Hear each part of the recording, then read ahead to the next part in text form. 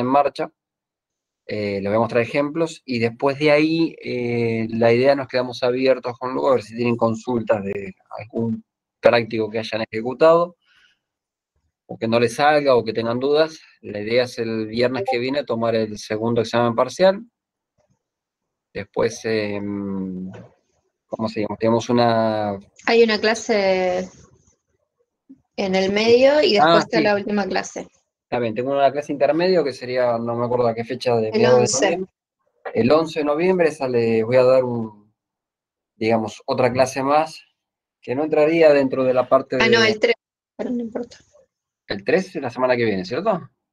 La, No, estas, no, la semana que viene es el 6, es el parcial.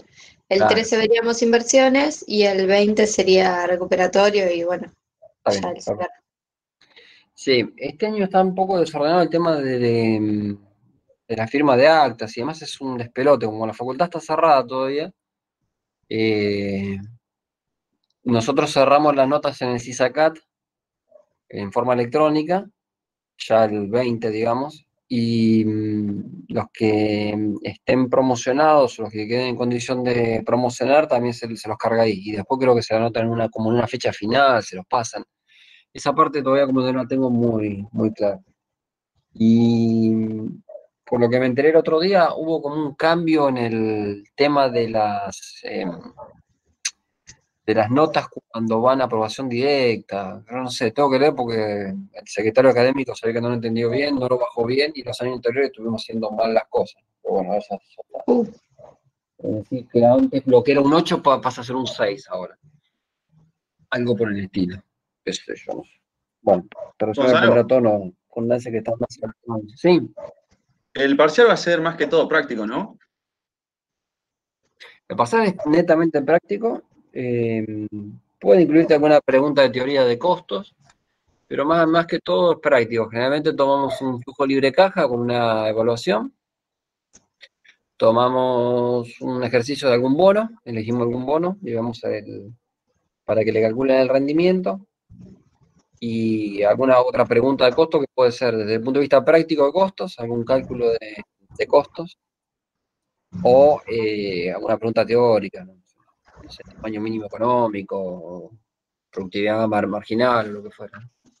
Generalmente en esas gamas no manejamos, ¿no? O alguna pregunta tasa de interés, pero más que todo son dos prácticos seguros y una pregunta más tirando teórica que práctica, ¿no? Pero siempre sobre todo lo que hemos visto, o sea, no hay nada demasiado raro, digamos, en el parcial. Buenísimo. Claro Gracias.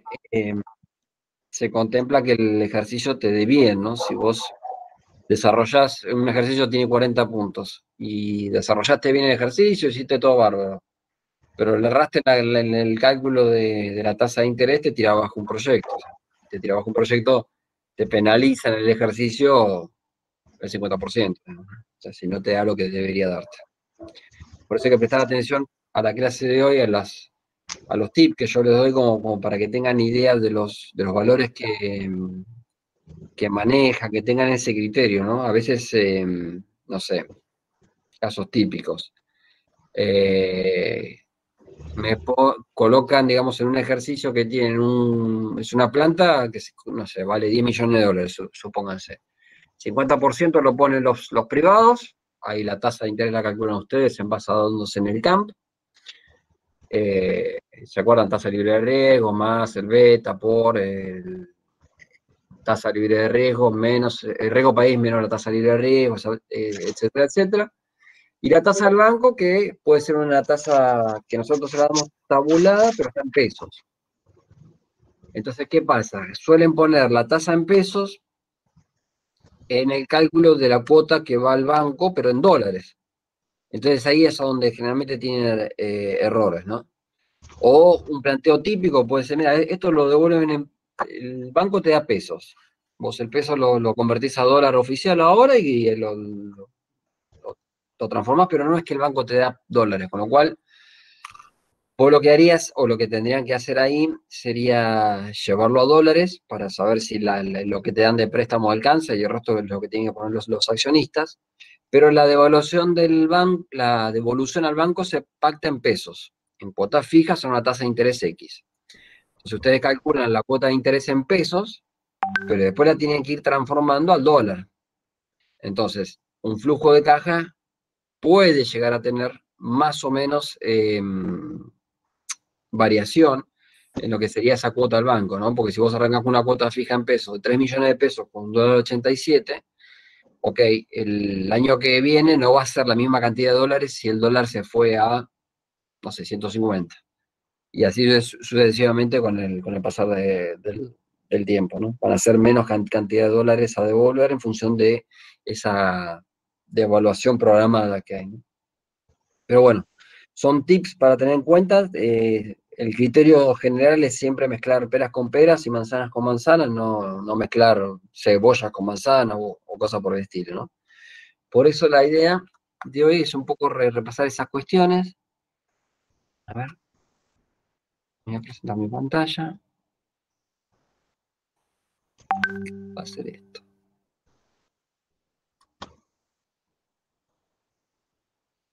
Ujú.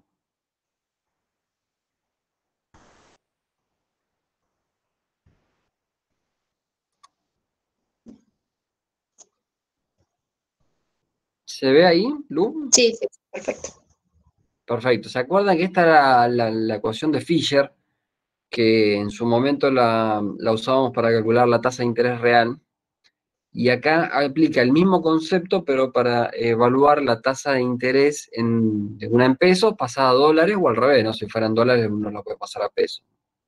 Entonces acá la equivalencia de la fórmula es 1 más la tasa de colocación de la deuda en pesos, más 1 por la tasa de colocación de la deuda en dólares, por 1 más la devaluación estimada en pesos versus dólares. Esto decía la devaluación programada. O sea, fíjense que ustedes acá tienen que atar un concepto con macroeconomía, ¿no? Que nosotros vimos en macroeconomía que para mantener el tipo de cambio real, la devaluación contemplaba de alguna manera la relación que había entre el incremento de los costos por inflación y lo que sería el cambio nominal. Entonces, a cambio real igual, digamos, a lo largo del tiempo, a lo largo de 5 o 10 años, en el periodo ese ustedes pueden estimar que si no tienen el dato de la devaluación, pero sí tienen el dato de la inflación, ustedes saben que en algún momento la inflación es alcanzada por la devaluación, ¿no? O sea, el gobierno devalúa para mantener la competitividad, para corregir la balanza externa o lo que sería la balanza comercial, ¿no? Entonces ahí es donde tienen que emplear el criterio y decir, bueno, ¿qué metodología utilizan? Cuando no tienen la tasa de evaluación esperada para los próximos 3 años, 5 años, lo que utilizan es estimar la inflación para los próximos 5 o 10 años y en base a eso pueden estimar cómo va a ser la devaluación. Entonces, con esa devaluación y un crédito tomado en pesos a una tasa fija, pueden calcular tranquilamente qué cuota al banco en pesos van a tener que pagar y como es en pesos, después la van a ir afectando por el tipo de cambio nominal conforme vaya eh, cayendo, ¿no? Si es así. O sea, no es que los dólares que hoy pongan en el banco van a ser los mismos dólares que pongan dentro de 5 años, ¿no? Porque obviamente la devaluación va a impactar, de hecho, a favor del proyecto, porque va a ser que la cantidad de dólares que saquen en el primer periodo no va a ser igual a la cantidad de dólares que saquen para pagar al banco en el periodo número 5. Siempre y cuando sea una tasa de interés en pesos colocada a tasa fija. Ahora, si es tasa variable y bueno, y acompaña la devaluación o acompaña la inflación, bueno, ya está. Lo ponen todo en dólares y queda igual desde el periodo 1 hasta el periodo 5 o 10 en el tramo que estén evaluando el proyecto. Este año encontré, Lu, para tomar en el segundo parcial algunos ejercicios nuevos de cálculos de mineras, ¿viste? Para la explotación de oro y demás, que están buenísimos, ¿no? Porque ya tenés una idea de la inversión que lleva y tenés una idea también de cuáles son los costos operativos, ¿no? La planta minera tiene más o menos de costo operativo 500 dólares la onza de oro. La onza de oro son 28 gramos de oro. Entonces, para explotar el oro de una mina acá en Argentina, tienen un costo, por ejemplo, de 500 dólares por cada 28 gramos de producción de oro, pero claro, la onza de oro está cotizando cerca de 1.300. Entonces, en el precio del oro vendido. tienen el costo de producción, de ahí calculan, bueno, todo lo que ya vimos en el flujo libre de caja, y al final de la historia pueden decir si con una intervención de una X cantidad de dólares, de 100, 200, 300, 500 millones de dólares, cuál es el periodo de repago o cuál es la tasa de interés de retorno que se le ofrecerá al accionista, ¿no? A los accionistas.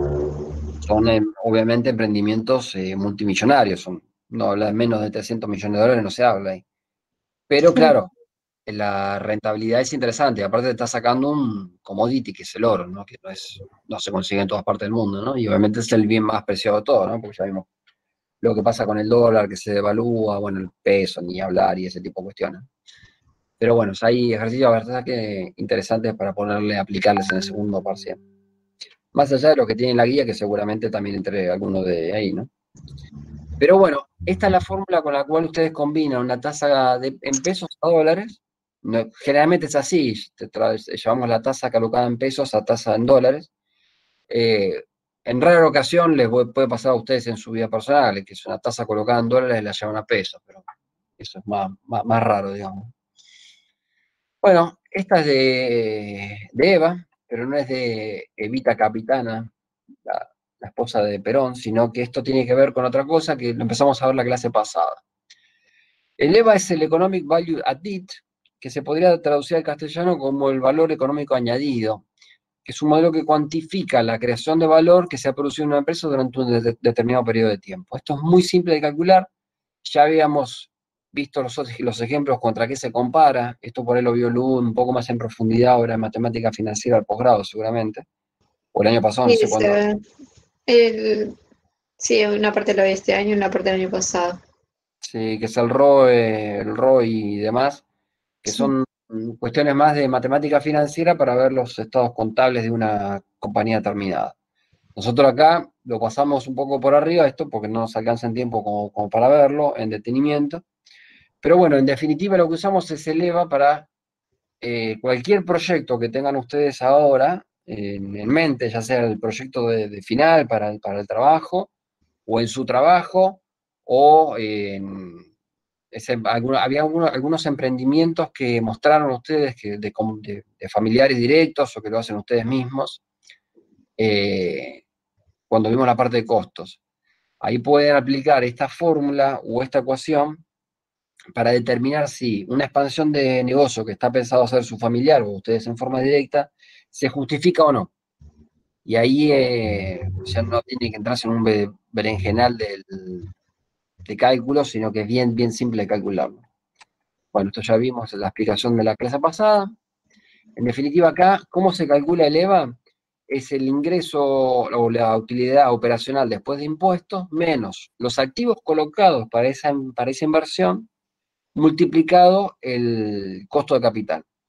¿Qué es el costo de capital? Y bueno, si ese dinero lo pone ustedes como accionistas, porque son dueños, o sus familiares como accionistas, porque son los dueños, bueno, a ver si esa tasa que quisiera alguien recuperar, que no siempre habla en tasa, dice, de ahí es donde se cometen errores, ¿no? Porque a veces desde el punto de vista de los negocios que por ahí no tienen en sus creadores, tienen la innovación como para hacer el negocio, tienen el empuje, pero le falta formación en matemática financiera, suelen caer en el error y decir, yo el año que viene voy a ganar tanta plata más si hago esto.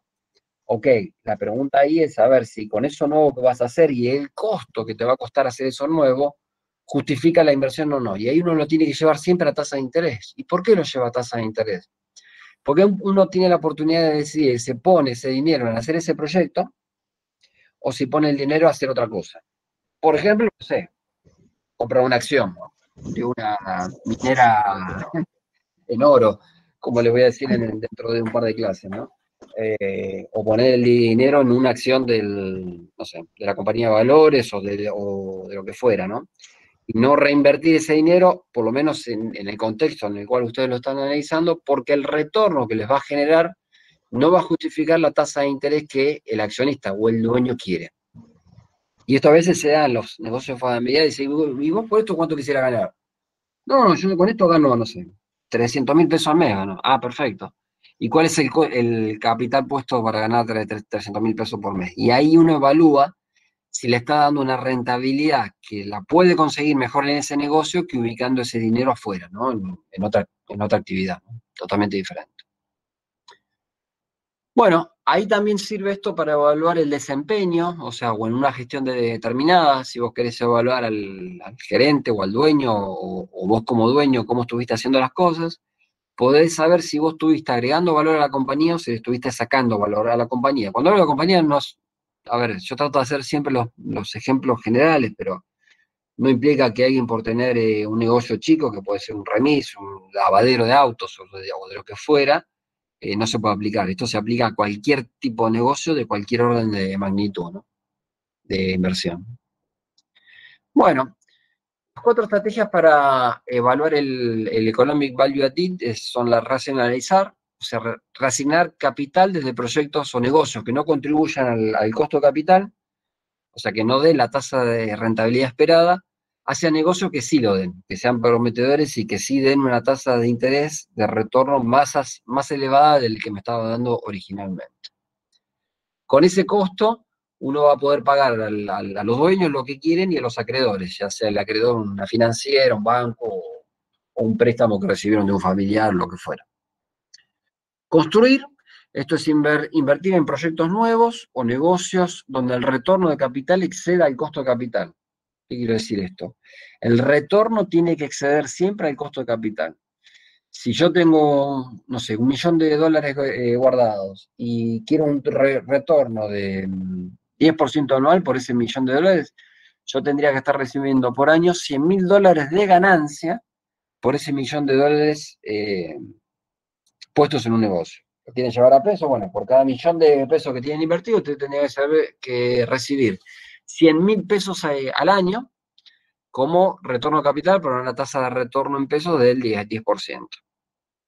Ahora bien, si el negocio le da 200.000, fantástico. Si el negocio le da 80.000, yo te diría, mira, no pongas la plata acá porque no te va a servir, digamos, no tiene sentido. Trata de buscar alguna alternativa. No obstante, esto también ayuda para buscar alternativas. Y acá es tratar de financiarse. Cuando financiamos, se acuerdan que reducíamos el costo de capital a través del uso inteligente de la deuda, ¿no? Y del capital propio. Esto era el concepto ese que nosotros decíamos, mirá, por más que vos tengas el dinero para hacer el emprendimiento o el negocio, si te podés apalancar en una entidad financiera, mejor, porque eso te genera un escudo fiscal. Entonces, el escudo fiscal lo que te protege es que no pagas impuestos sobre ese costo del préstamo, que sí lo pagarías en el caso de que vos pusieras todo el capital de entrada, ¿no? Y bueno, operar, que sería manejar, obviamente, mejorar la performance de las operaciones habituales, ¿no? Acá se dan cuenta lo importante que es o aumentar la productividad o bajar el costo, ¿no? Para aumentar el WODI, ¿no? La utilidad operacional después de impuestos. Esto es lo que ya habíamos visto en clases anteriores, en clase cuando vimos la tasa ponderada del costo de capital. Siempre la tasa el costo de los fondos propios es más cara que la tasa de la deuda.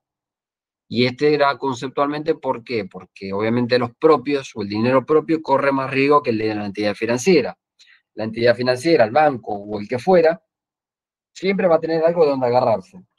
Así vayamos a pedir un crédito personal, bueno, el crédito personal se van a poder agarrar de tu recibo de sueldo. Si no tenés recibo de sueldo, difícil que puedas tomar un crédito personal, ¿no?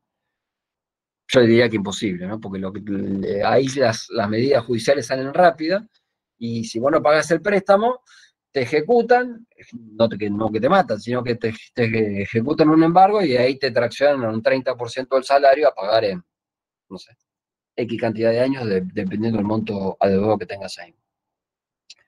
Por eso yo cuando mencionaba en el primer cuatrimestre, lo triste que es ver estas casas de crédito inmediato, crédito ya, y ves jubilados entrando ahí, vos decís, pobres, o sea, por ahí necesita el dinero para comprarse un medicamento, hacerse un tratamiento, lo que fuera, caen ahí adentro, y eso es una trampa mortal, ¿no? Porque las tasas de interés que te cobran ahí son muy altas, o sea, pero bueno, van sobre gente que no tiene, o sea, que tiene la capacidad de pago porque tiene una jubilación, y la jubilación no se la saca a nadie, excepto que obviamente caiga un embargo porque el tipo no pudo pagar lo que pidió de préstamo y en definitiva le embargan la jubilación, ¿no? Y eso es absolutamente legal, ¿no? Uno cuando pide plata lo tiene que pagar.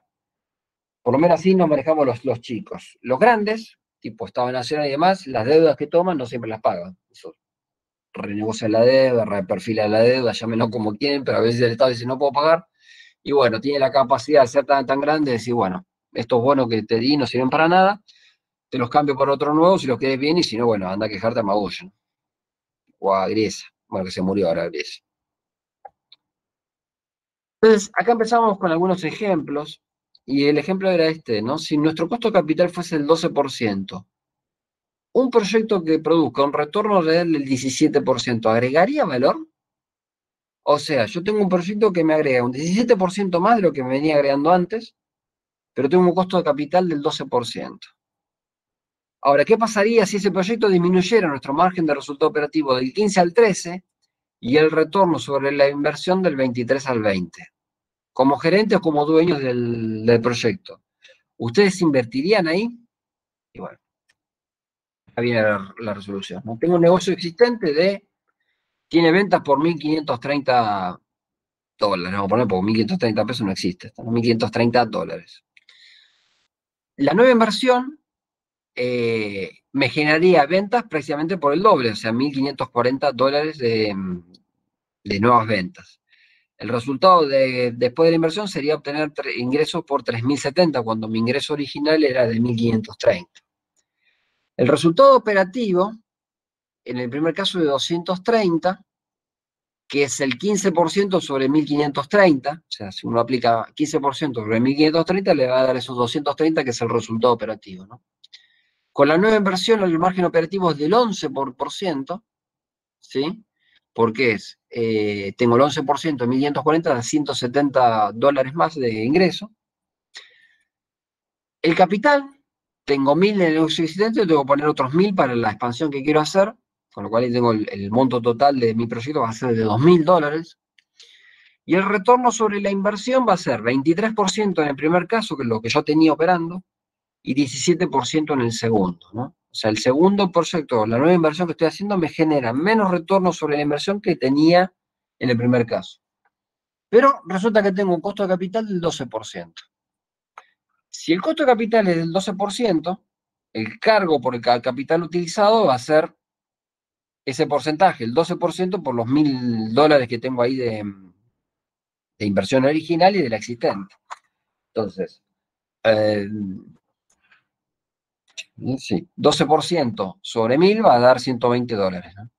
Y al final de la historia, yo digo, bueno, ¿cuál es el margen operativo? Bueno, resultado operativo 230, que es el UODI, ¿no? El resultado operativo después de impuestos, el negocio existente son $230. Menos la tasa de interés por el costo o sea, el costo de capital por el capital invertido sería 12 por 1.000, sería 120. 230 menos 120 me genera un EVA que es positivo, que es de 110. Hasta ahí el negocio marcha bien.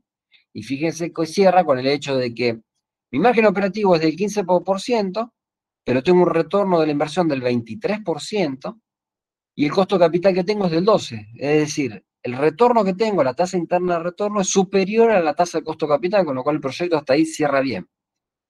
Ahora, un proyecto que funciona bien, que viene andando bien, yo le agrego una rama más a ese proyecto. Voy a, no sé, en vez de lavar solamente autos, voy a lavar autos y camiones. Perfecto, eso me implica comprar otras maquinarias más grandes, un poco más de lugar, bla, bla, bla. Y ahí tengo este ejemplo de acá. Fíjense que en el ejemplo de la nueva inversión, el capital sigue siendo prácticamente el mismo que el anterior, pero nada más que lo tengo que ver, son $1.000 más. El costo de capital sigue siendo el mismo, el 12%, y el retorno o el resultado operativo son 170, o sea, es menor que el anterior. Pero ahí yo hago 170, que es el UODI, menos el cargo por el capital utilizado, que son 120, me da 50, con lo cual el EVA sigue siendo positivo. Como al final, en la tercera columna, el EVA es de 160 y se eleva, lo que tengo que hacer proyecto es rentable para realizar, porque me agrega valor a la compañía. Ahora, si esta nueva inversión, por un momento, por X motivo, ya sea porque el resultado operativo no es tan importante o no es tan significativo frente al capital de lo que uno tiene que colocar, empieza a dar negativo, Y en vez de dar 50 positivos, da 50 negativos, yo le diría, mira, esto no es un proyecto para hacer, por lo menos ahora en este momento. Los márgenes operativos que te está dejando versus el costo de capital en el cual vos te estás financiando no sirve. Con lo cual, guardate los 1.000 o no pidas los $1.000 o la inversión que quieras pedir, hace otra cosa, no sé, con ese dinero. Aunque les parezca mentira, en esta trampa caen muchos de los empresarios pymes, el que tiene una empresa chiquitita, puede ser un negocio, un kiosco, no sé, una fábrica de bulones, lo que fuera, a veces suelen caer en esto, se embarullan en los números, dicen, pero no, han visto, yo gano 300.000 ahora y el año que viene voy a ganar, no sé, 200.000 más. Ok, pero para ganar 200.000 más, ¿qué cantidad de inversión tenés que hacer sobre tu proyecto productivo? Y ahí, basándose en el costo de capital, saber si esos 200.000 más que le van a ingresar como flujo libre de caja neto de impuestos o libre de impuestos, van a justificar la inversión que tengo que hacer o no. Si el costo de capital es cierto. Entonces, siempre que el EVA sea positivo, el negocio va bien. Siempre que la nueva inversión que estoy agregando a un negocio existente, que es lo que ustedes generalmente van a hacer en la vida profesional, es muy raro agarrar un proyecto desde cero. Por ahí agarran una ampliación, un proyecto que ya viene en marcha, ponen una cierta cantidad de dinero o prometen una cierta cantidad de dinero como inversión y ahí van a tener un nuevo flujo de caja. Esta parte, por eso yo la doy con especial énfasis, porque es muy raro que uno se encargue de proyectos desde cero, digamos, ¿no? Como van a hacer ustedes en caso de los químicos, el proyecto de cero, digamos. Pues generalmente entran a plantas que ya están produciendo, ¿no? Entonces ahí, bueno, tienen un resultado operativo vigente o existente y le van a agregar una línea de producción con una cantidad de inversión de dinero determinada. Pero siempre el concepto que si el EVA es positivo, agrega valor, el negocio se hace. Si el EVA es negativo, pierde valor la compañía o la actividad comercial que estamos haciendo, no se hace o no debería hacerse. Bueno, acá es, si nuestro costo de capital fuera el 12%, otro ejemplo, un proyecto que produzca un retorno real del 10%, ¿agregaría valor? Y ya me huele menos, peor, ¿no? Porque el 12% es el costo de capital y el proyecto me genera un retorno del 10%. Pero ¿qué pasaría si este proyecto yo lo mirara desde otro punto de vista y digo, bueno, el resultado pasa de 70 a 120, o sea, gano más que lo que era hasta el ejercicio vigente, hasta el margen de resultado operativo mejoraría de 5% a 5,9%.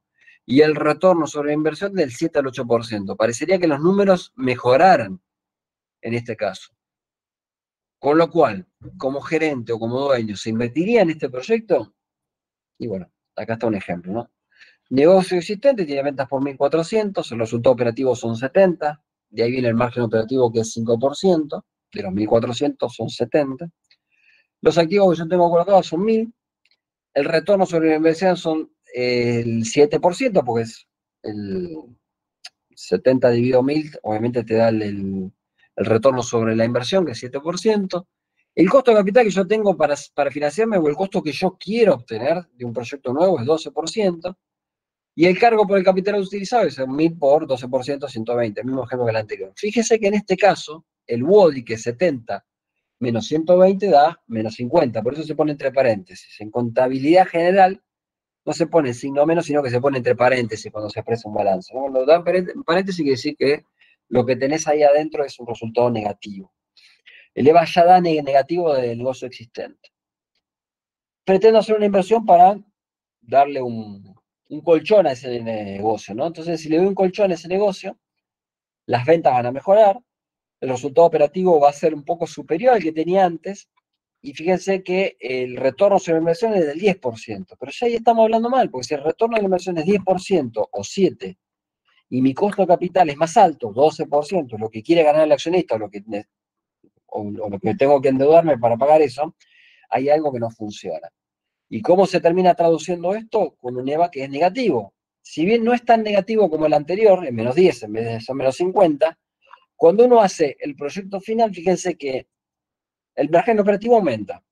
El margen en porcentaje operativo aumenta, va del 5% al 5,9%. El retorno sobre la inversión mejora del 7 al 8%, pero el EVA es negativo. Y es tan simple como decir, mira, la nueva plata que estás poniendo acá no te va a dar la tasa de interés requerida.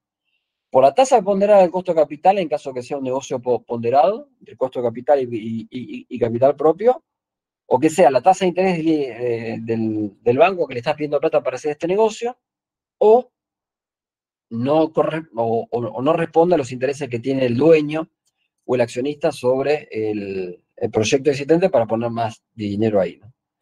Y créanme, hay muchos empresarios pymes que se equivocan en esto. No tienen en cuenta, dicen, no, pero si yo compro un camión más, por ejemplo, el camión más que me vale 4 millones de pesos más me va a generar, no sé, 200.000 pesos más de ingreso por mes y esto ya me justifica la inversión. La pregunta sería, ¿justifica realmente la inversión? Sí, sí, sí, porque yo gano 200.000 más. Ok, pero esos 4 millones de pesos, ¿qué tasa de interés vos quisieras tener ahí? Y el tipo te va a decir, no lo sé.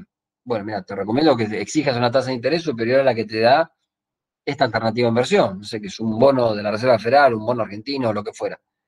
Eh, con lo cual uno ahí puede torcer la voluntad de alguien para hacer un proyecto que en definitiva lo va a llevar a la quiebra. Porque estos negocios, cuando son así, terminan considerándose en la quiebra. O sea, cualquier negocio que genere un retorno de la inversión que es inferior al costo de capital, ese negocio está condenado a la quiebra. Hay que hacer algo, pero algo diferente, para que aumente el retorno sobre la inversión, ¿no? Y el costo de capital, obviamente, hay que tenderlo a que sea lo más bajo posible, pero a veces tiene condicionantes que están dados por el sistema financiero, por el entorno, por lo que quiere ganar un accionista, y bueno, el accionista obviamente siempre va a ganar que quiere ganar más, ¿no? Pero ese ganar más se tiene que ver traducido en un porcentaje respecto al dinero que él está poniendo para el proyecto, ¿no? O para un emprendimiento nuevo.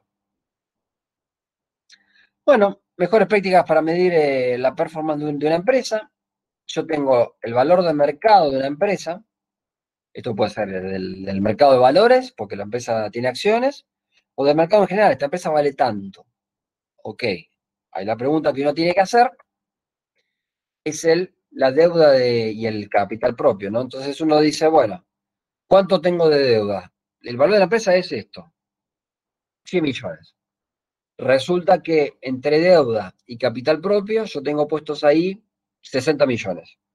Entonces se supone que el valor añadido en el mercado son esos 40, pues si la empresa vale 100 y yo tengo 60 de capital entre deuda y propio, quiere decir que tengo 40 de valor agregado, que es el MBA. Esta va la fórmula, me la pasa rápido. Valor de mercado menos valor contable del capital. Por ejemplo, había 3 ejemplos que son un poco viejos, pero bueno, para el caso es lo mismo, ¿no? Porque habla de una empresa como Telebrás, que es la Telefónica de Brasil, tiene ingresos por 8,62 billones de dólares.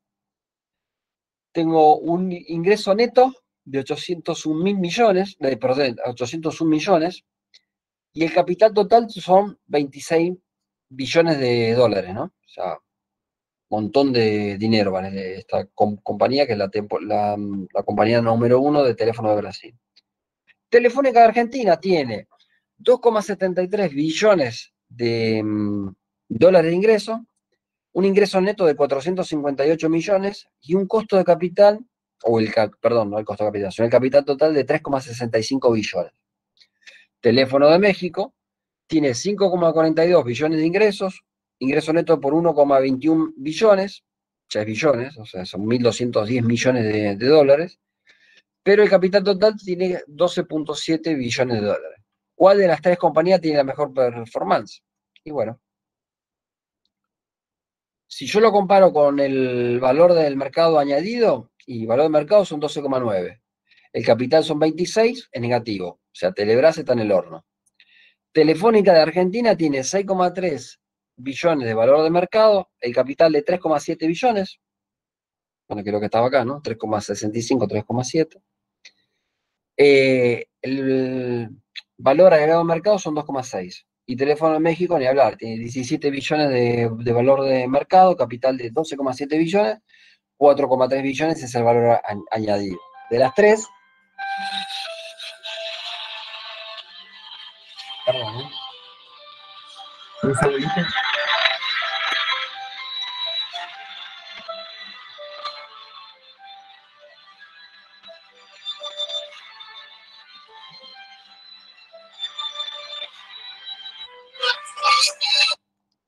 Hola, Lucas.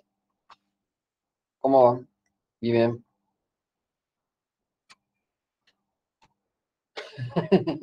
¿Qué pasó?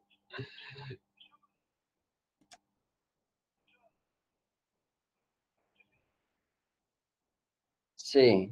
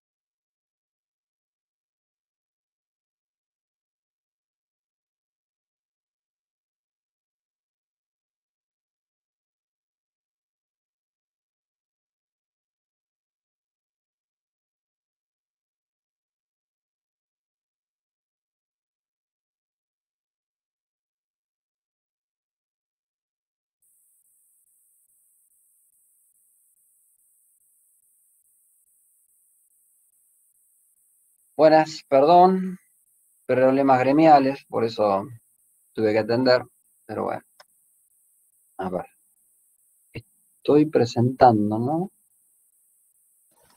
Sí, tenés que pasarte al PowerPoint. Ahí está. Perdón la interrupción, pero cosas de trabajo. Bueno, acá como vimos, las compañías que mejor resultado operativo generan o más valor de mercado tienen son Telefónica Argentina y Teléfono México. Bueno, programa de inversión, ¿no? Tengo costo de capital, obviamente si el retorno sobre el capital es mayor, estoy creando valor, y si estoy por debajo, estoy restando valor, ¿no? Esto agrega un poco más al concepto que ya veíamos anteriormente, ¿no? Si mi costo de capital es mayor o el costo de oportunidad es mayor a lo que me está generando la compañía, retorno sobre la inversión, estoy agregando valor, y si es menor, obviamente estoy destruyendo valor a la compañía. Bueno, el EVA orienta las inversiones a proyectos que rinden por encima del costo de capital, ¿no? Y es tan simple como eso. Bueno, Invertir en proyectos que aumenten el EVA va a aumentar van a hacer crecer a la compañía. Ahí quedé. Yo les voy a mostrar ahora, les voy a compartir algún ejercicio que tomamos en el final la semana pasada. De hecho, hubo 2 chicos, uno aprobó, el otro no. Les paso los datos para que tengan la estadística, ¿no? 50%. No es para asustar a nadie, simplemente quería ver los exámenes. A ver.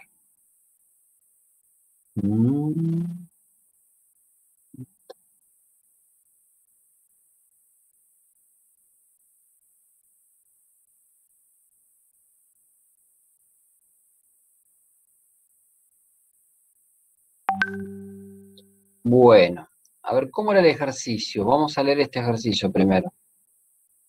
Los 2 ejercicios que tenía acá este muchacho. Lo cual voy a ver acá, final de economía de octubre.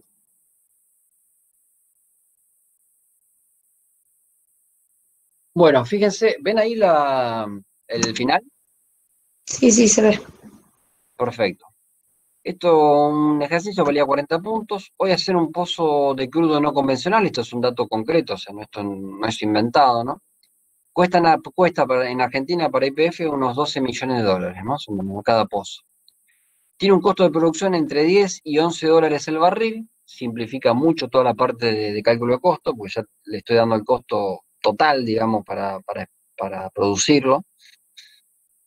Y si los pozos tienen una vida útil de 15 años, en los cuales se puede sacar 1,5 millones de barriles de crudo durante toda su vida útil, determine, primero, a partir de qué valor los pozos no convencionales son aptos económicamente. En la actualidad, ¿son rentables? Entonces, un pozo petrolero no convencional, esto para tener un poco de cultura general, se muestra en este gráfico, ¿no? Los pozos más comunes, lo que hay en Arabia Saudita, son la torrecita chiquitita, ¿no? Tienen el gas metano de carbón y demás, son pozos de poca profundidad, donde perforás y ya tenés el petróleo. Por lo que se ve, digamos, más sobre la derecha, tenés el gas convencional y el petróleo convencional. El tema del tie gas o el shale gas son pozos que tienen mucha mayor profundidad y están ocluidos sobre la roca, con lo cual uno tiene que meterle agua a presión con químicos y arena.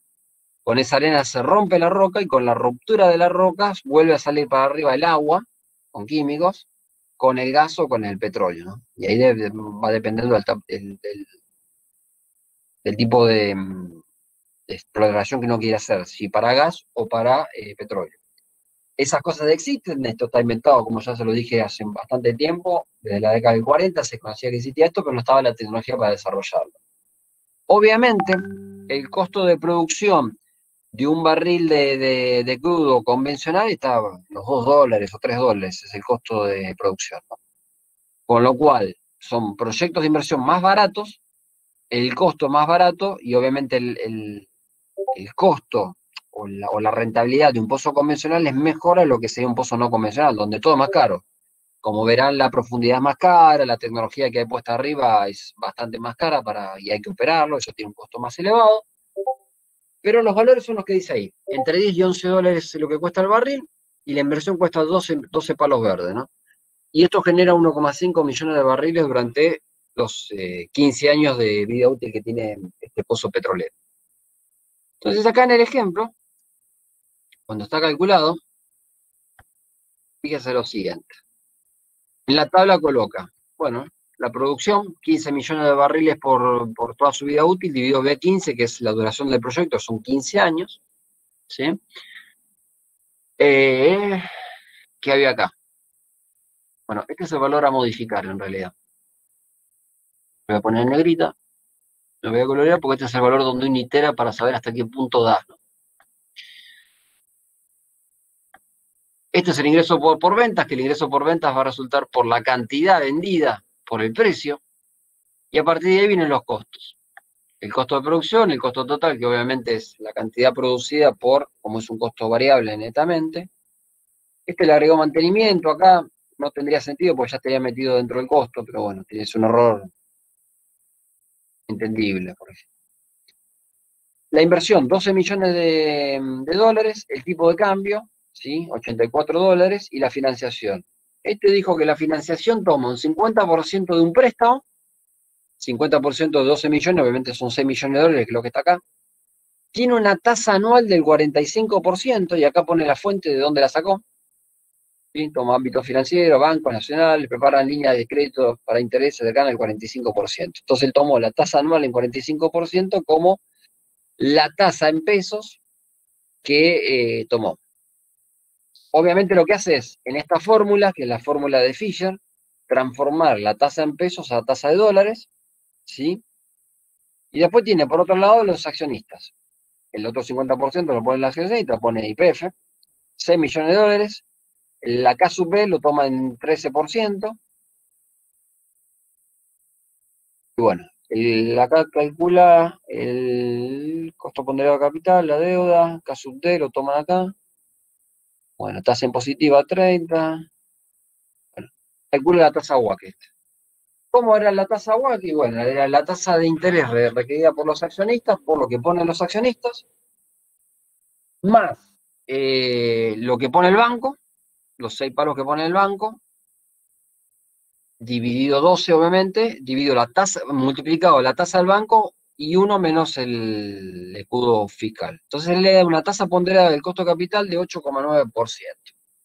Esa tasa ponderada del costo de capital le da 9% anual en dólares, porque la tasa que él puso acá fija en pesos es relativamente baja, ¿no? Porque obviamente acá está llevando esto a valor dólar. A valor dólar te da un valor, fíjese, la tasa te da 6,6% anual en dólares, que es una tasa recontra baja, ¿no? Esos son proyectos que se pueden llegar a dar para que generen ingresos de divisas al país, ¿no? Son ideas de crédito que aparecen fomentadas por el gobierno nacional para corregir el tema de la balanza comercial.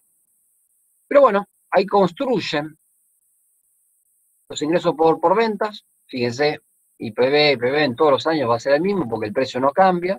Acá está condicionado que el precio no cambia, lo cual es correcto. Porque en definitiva el precio lo ponemos nosotros acá, cuando ponemos este costo del barril. Los costos, que ya saben dónde sale. Ahí tienen el BAI, que es la diferencia entre los costos, los ingresos por venta menos los costos. Calculan la amortización. Tienen el beneficio antes de impuestos, que es donde tenían los ingresos brutos, les sacado la amortización. Calculan los impuestos. Calculan el beneficio después de impuestos. Y acá aparecen algunos otros conceptos. Vuelven a sumar la inversión. Fíjense que acá en el primer periodo siempre aparece algo como necesidad operativa de fondos y el IAF, que era, Lute, ¿te acuerdas? Inversión en activos fijos. En activos fijos. Eso generalmente se pone en los primeros años del proyecto porque uno arranca con un proyecto X determinado. Después se da cuenta que durante el primer año de funcionamiento, ese proyecto, estoy hablando del IAF en este caso, requiere hacerle otras inversiones para que funcione mejor. Si uno arrancó una planta que era media piloto, media escala industrial, se da cuenta que haciéndole ciertas modificaciones después del primer año de operarla en la planta, uno se da cuenta que puede mejorar la productividad. Entonces siempre pone alguna cantidad de inversión en activos fijos, ¿no? Y esto está calculado siempre en 2% más o menos del proyecto. Con lo cual, 2% de 12 millones de dólares le da, bueno, 2 palos 400, ¿no? En ese año. La necesidad operativa de fondos se trata de ¿qué? ¿Qué es lo que pasa? Ustedes pusieron toda la plata para hacer un proyecto, tardó 2 o 3 años en hacer el proyecto. En el momento que lo van a poder poner en marcha, ahí ocurren millares de problemas. O sea, pueden fallar las reacciones, puede fallar, no sé, lo que predijeron que iba a pasar, se le pueden haber roto cosas, pueden generar un producto que no está dentro de la calidad especificada, con lo cual el producto no lo pueden vender. Con lo cual nosotros ahí tomamos, siempre como ejemplo general, 3 meses de lo que serían los ingresos nulos o muertos. Que solo restan, en vez de tener 3 meses de ingreso, como uno trabajara por 3 meses gratis. Va a producir, va a tener los costos operativos igual, pero durante 3 meses lo que produce no lo puede vender. Entonces, esa es la necesidad operativa de fondos que aparece acá, que son estos casi 4 millones de dólares que aparecen ahí abajo. Fíjense que 3 dividido 12 por G6, y G6 son los costos, ¿no? A 3 meses tengo todos los costos, pero no produzco nada de ingresos. Son montos que más o menos se calculan, más o menos con el método de los dedos oscilantes, para decir, bueno, esta necesidad operativa de fondos, esta inversión en activos fijos la tengo, y ahí tienen el flujo libre de caja al final. Este número. Este es el número que ustedes buscan. Entonces acá tienen todo por los 15 años del proyecto, todos los flujos libres de caja ya calculados en el Excel. ¿Qué pasa? No está calculado acá, le puso, bueno, el flujo libre de caja que estaba acá arriba, lo afectó por la tasa de interés al periodo. Fíjense que es 1 más B por 34, que es la tasa de interés colocada, que es 8% en el caso de este proyecto, por G4, que es el periodo igual a 1. Así lo puso para el n periodo igual a h4, bueno, en el caso sería al cuadrado, al cubo, a la cuarta, a la quinta, a la sexta, etcétera, etcétera, etcétera. Cuando uno hace toda la sumatoria, esta sumatoria que está acá, afectada ya por la tasa de interés, tiene que ser superior al costo de inversión. Si es superior al costo de inversión, que es el caso que está acá,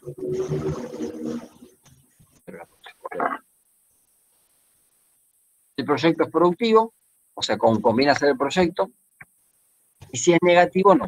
Tiene que llegar a la suma de todos los flujos de caja que ya están afectados por la tasa de interés, le erré la inversión y dice, bueno, el plan es positivo, el proyecto se hace. Este proyecto se lo modifiqué y calculé la tasa interna de retorno, ¿no? La tasa interna de retorno 15. Uy, lo voy a poner acá. Insertar. Fórmulas. Inserción de tasa interna de retorno. Fíjense que lo tienen ahí en Excel. Los valores van a ser... Ah, tengo un problemita acá.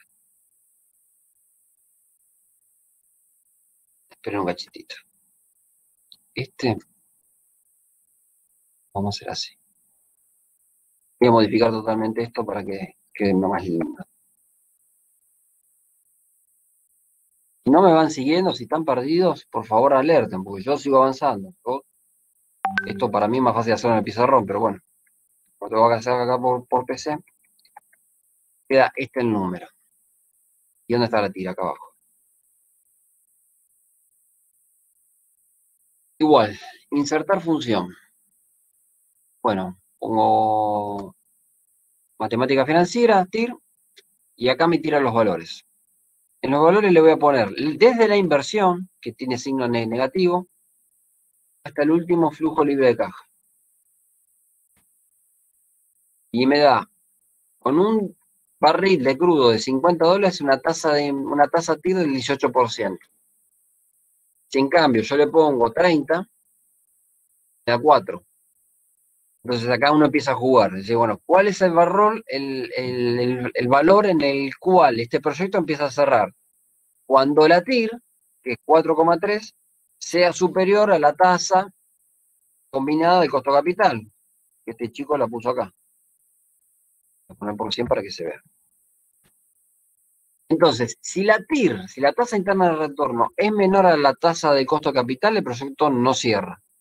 ¿En qué momento va a cerrar? En el momento que la TIR se equipare a esa tasa, o sea, superior.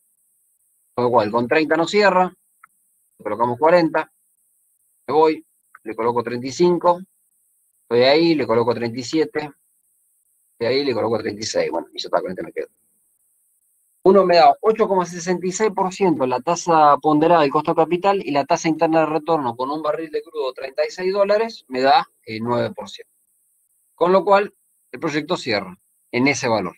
Y esa es la respuesta que usted tiene que buscar. Para buscarla, tiene que desarrollar todo esto que vimos hasta recién, ¿no? Este es un ejemplo. A ver, vamos a buscar otro ejemplo. Que tengamos un examen con otro ejemplo. A ver.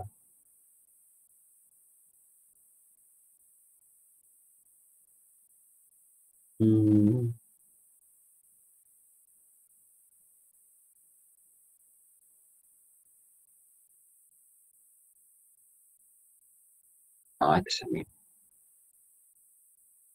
Este es uno más viejo todavía.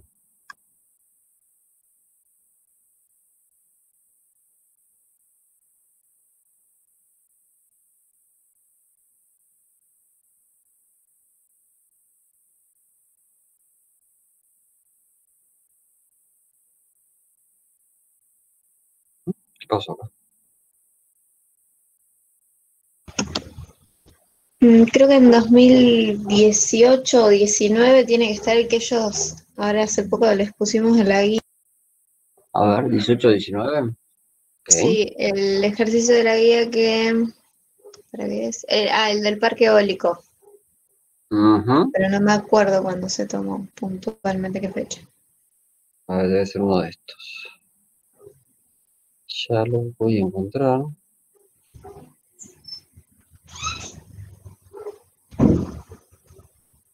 No, este no está. 18, final de diciembre, no sé si tengo algunos. A veces ni los guardo los Excel, los dejo en el. Acá hay un convertido en segundo parcial y un plano determinado. Este es un bono.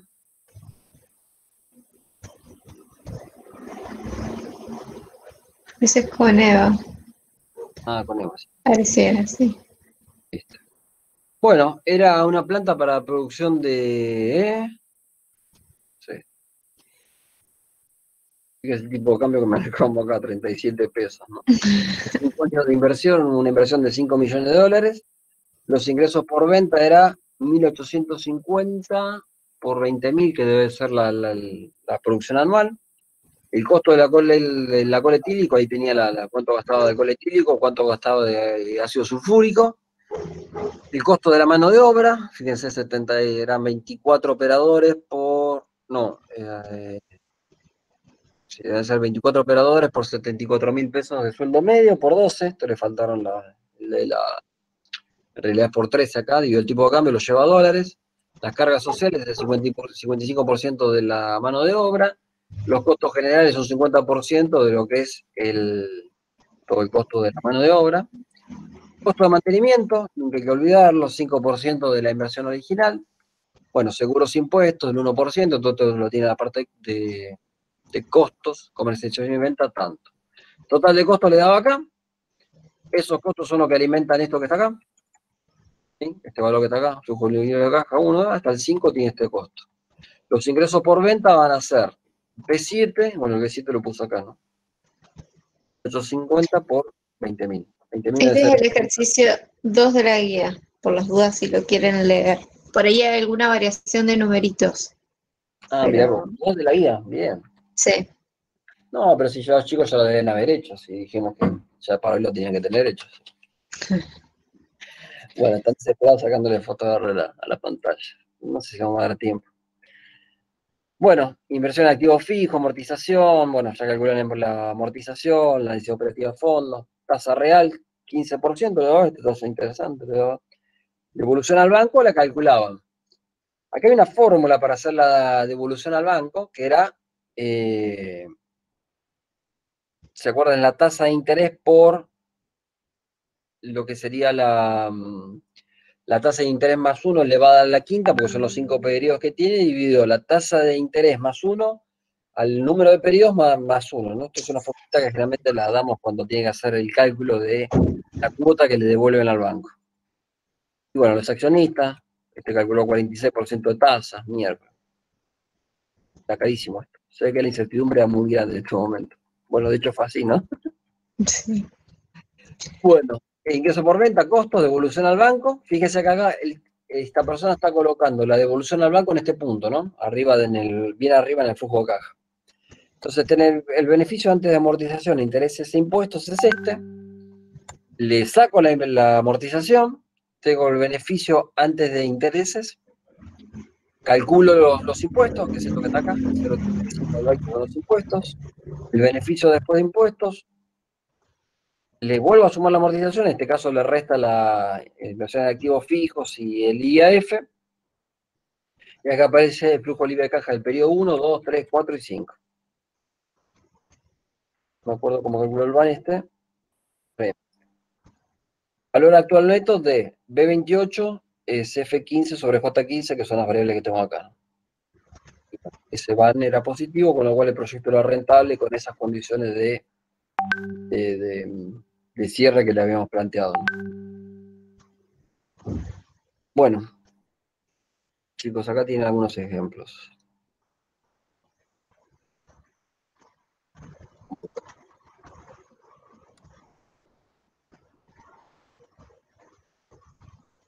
Dudas, muchachos o chicas, lo que hayan planteado, lo que estén haciendo, lo que vayan a hacer, no sé. Estamos abiertos para dudas. Gonzalo, ¿se pueden pasar esos ejemplos para tenerlos? Te estoy dando la guía de resuelta. Eso no sirve, vos lo tenés que hacer todo. Está bien. Si no perdés el training, porque te lo doy hecho y ya con el Excel hecho ya no tenés más nada que hacer. Está bien, gracias.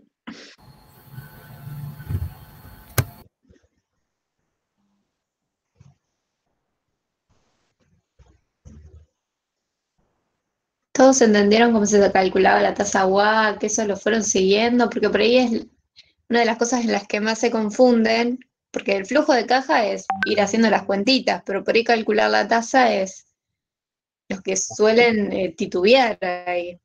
No sé si lo fueron siguiendo los ejemplos o les surge alguna duda.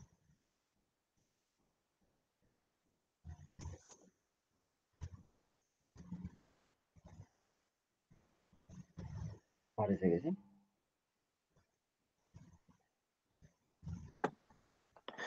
sí. Disculpe, yo tengo una duda. Sí, Gardón. ¿Por qué hay como distintos flujos de caja? O sea, ya un flujo de caja para un año, un flujo de caja para otro año, pero he visto que en los flujos de caja como que se repiten unos números, por así decirlo. Es que cuando vos tenés una inversión que la estás llevando todo a dólares, no tenés variaciones en el precio ni tampoco en los costos, porque de alguna manera con el dólar te estás basándote en una moneda relativamente dura, ¿no? Entonces, para el nivel en el cual nosotros estamos evaluando, considerás que el ingreso por venta es fijo, o sea, no hay variaciones en los precios de venta, y tampoco tenés grandes variaciones en los costos porque estás dolarizando los costos. Entonces ahí vos podés plantearte que del flujo libre de caja 2 al flujo libre de caja 10, el ingreso va a ser el mismo y los costos va a ser lo mismo, con lo cual se repite. En el caso 2 al 10 o al 2 al 5 es exactamente lo mismo, en la mayoría de los casos, ¿no? A menos que se ponga una condición muy particular que te diga, bueno, a partir del segundo año los costos se incrementan esto, o el precio de venta se incrementa por tal motivo, o baja por tal motivo, con lo cual ahí sería diferente el flujo libre de caja, ¿no? O sea, varía solamente los ingresos por venta o los costos, ¿no? Sí, me quedó claro. Pero Y otra básicamente es cosa, una repetición, ¿no? De cada columna, del cálculo de cada columna, después una repetición para el futuro, ¿no? sí. Y el van, vendría a ser como, o sea, eso no me quedó muy claro, como qué vendría a ser el van, el B corta A N. El BAN es el valor actual neto. Ah, Vuelvo a ver acá. A ver.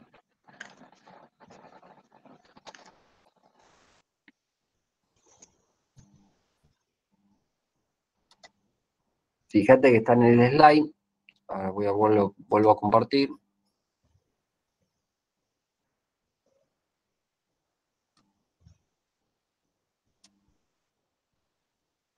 ¿Ves este slide? El valor actual neto.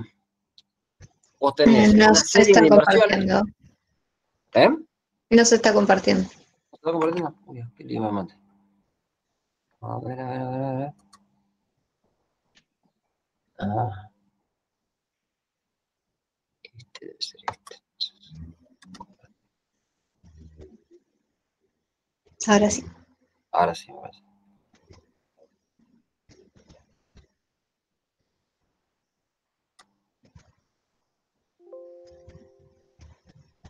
¿Se ve ahí el slide de valor actual neto? Sí, sí. Perfecto. Cuando vos tenés una inversión, vos vas haciendo durante varios periodos, o sea, un proyecto rara vez, un proyecto grande por lo menos, rara vez dure un año. generalmente vas preparando el terreno, vas comprando los equipos, los vas montando, tenés 3 años de inversión. Esto es lo que conforma la fecha para abajo, sería toda la inversión que vos tenés que hacer para que el proyecto arranque y empiece a producir. Una vez que el proyecto empieza a producir, empieza a generar la flechita para arriba, que son los flujos libres de caja. En este caso, los flujos libres de caja son casi iguales hasta el cuarto año y aumentan en el quinto y sexto y séptimo año, ¿no? Es un ejemplo básicamente. Entonces, ¿qué es el valor actual neto? Es la inversión en valor negativo sumado el flujo libre de caja del periodo 1 dividido 1 más la tasa de interés a la potencia 1 más el flujo libre de caja 2 elevado a la potencia 2 más el flujo libre de caja n elevado a la potencia n, siendo i la tasa de interés. ¿Qué tasa de interés es ahí? Y bueno, depende. ¿De qué va a depender? Si vos en el flujo libre de caja no pusiste la devolución al banco, va a ser la tasa ponderada del costo de capital, la combinación entre la tasa de deuda y la tasa de capital propio. Y si ya pusiste el flujo libre de caja, la cuota del banco, va a ser solamente la tasa de interés requerida por el accionista. Entonces, ese VAN te trae a valor presente todos los flujos de caja que vas a tener en el futuro. ¿Qué es combinando las tasas? ¿Te acuerdas cuando veíamos interés simple e interés compuesto? Bueno, este es interés compuesto. Llevabas a valor presente todos los valores futuros. El flujo libre de caja del periodo 2 es un valor futuro, lo que vos estás estimando. Para traerlo al presente lo tenés que llevar o lo tenés que transformar en el tiempo. ¿Cómo lo transformás en el tiempo? Con la parte de abajo, cuando dividís 1 más la tasa de interés al cuadrado, al cubo o a la n, estás llevándolo al valor presente. Esa sumatoria es el VAM. Entre la inversión menos todo esto. Esto sale obviamente desde el Excel, lo podés hacer o podés hacer, como dice el otro chico, el ejemplo donde fue haciendo los flujos libres de caja ya afectados por la tasa de interés y los periodos, y después lo único que le quedaba era calcular el VAM. Si la sumatoria de eso te da positivo, ¿qué quiere decir? Que todos los flujos libres de caja que generaste son mayores a la inversión. Entonces ahí quiere decir que el proyecto se repaga. Si por el contrario todo el VAN te da negativo, quiere decir que la inversión en monto es mucho más grande de todos los flujos libres de caja que te promete dar este proyecto. Y ahí el VAN es negativo, el proyecto no debería hacerse. No en esas condiciones. Por ahí si lográs bajar la tasa de interés de endeudamiento, con lo cual te bajás la tasa ahí que está ahí abajo, el proyecto llega a pasar. Pero no en las condiciones donde lo planteaste originalmente. Eso es el VAN. ¿Sí? El VAN positivo, proyecto rentable, el VAN negativo, proyecto no rentable. Bueno, muchas gracias, profe, ya lo entendí. Perfecto, Carlos.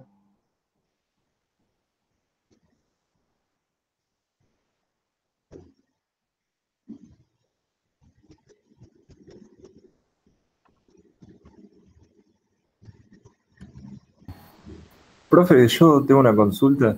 Sí, Lorenzo. Con respecto al tiempo de los proyectos, digamos. Por ejemplo, que un proyecto empiece a cerrar dentro de 20 años, como que no lo veo tampoco rentable, digamos. ¿Ese factor incide en todo? Sí, incide mucho. Eso no lo entiendo bien, capaz que nada que ver. Mirá, no, y está bien la pregunta que vos hacés, porque un proyecto de 20 años es un proyecto que ya, a lo máximo, un proyecto se tiene que amortizar a los 10 años. O sea, vos en 10 años calculás un proyecto normal en un país normal, que si el proyecto te cierra en 10 años, listo, ya estás cerrado. Generalmente nosotros decimos, bueno, o lo evaluamos en 10 o lo evaluamos en 5 años. Y eso lo damos nosotros como dato, ¿no? En el ejercicio, generalmente. Fíjate que en el caso del petróleo, son proyectos de largo plazo, estás pensando en petróleo a 15 años. Por lo cual ahí el proyecto se extendía en ese primer ejemplo que vimos a 15 años. Pero si no, generalmente el máximo son 10 años. Mínimo son 5 años, ¿no? Perfecto, gracias, profe. Va a depender un poco de los proyectos, qué estás hablando, ¿no? En qué tipo de economía, cómo planteas la economía.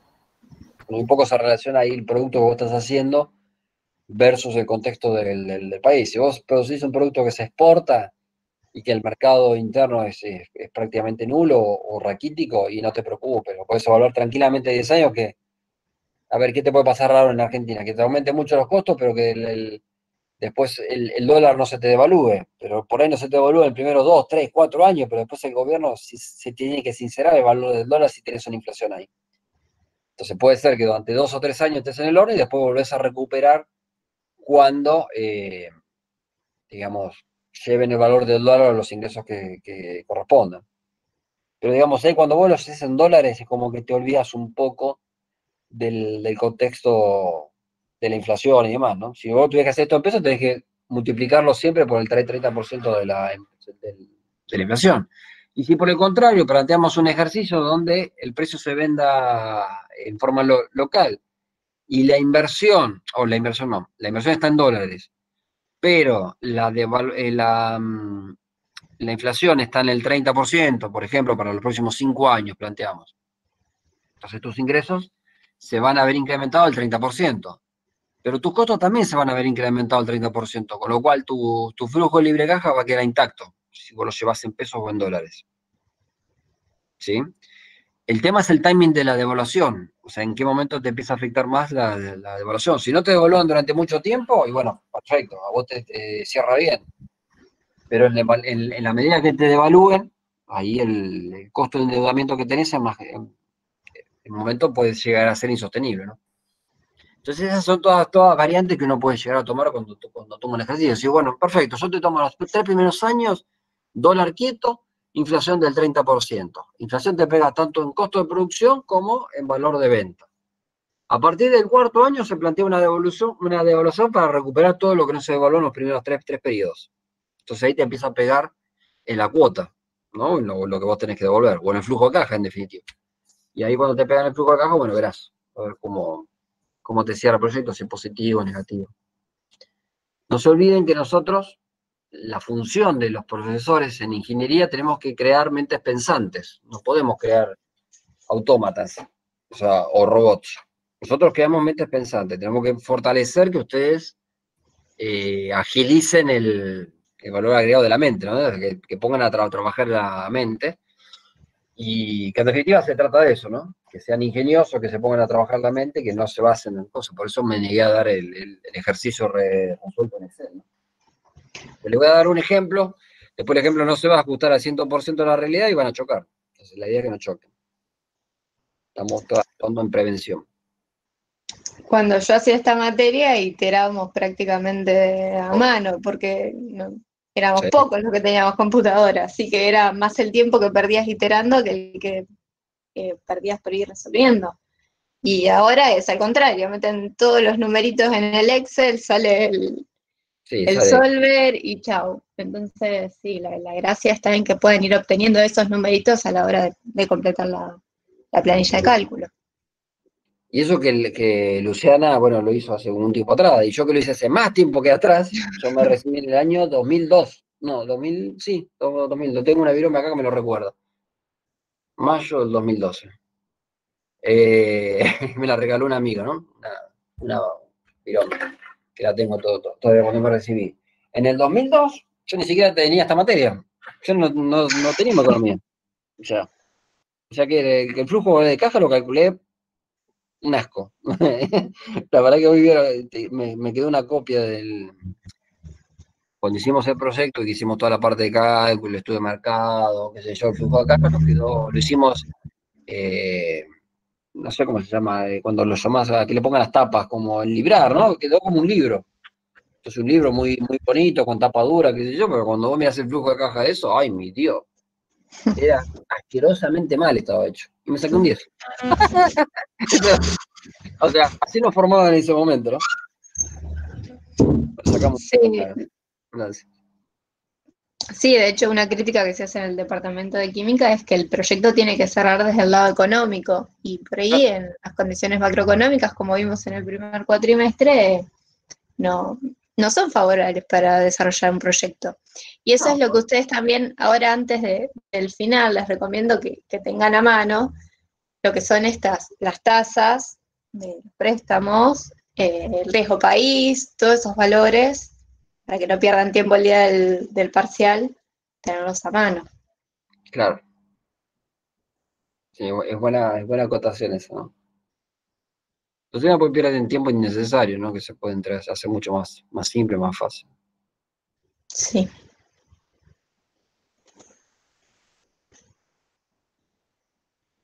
Yo tengo una duda de cómo se consigue en realidad el KE, que bueno, el que vendría a ser el costo de capital, y el KD, el costo de la deuda. ¿Dónde lo tomamos como referencia? Esto lo vimos cuando veíamos tasa de interés. A ver si me puedo ir a tasa de interés. En el apunte de tasa de interés de 2020,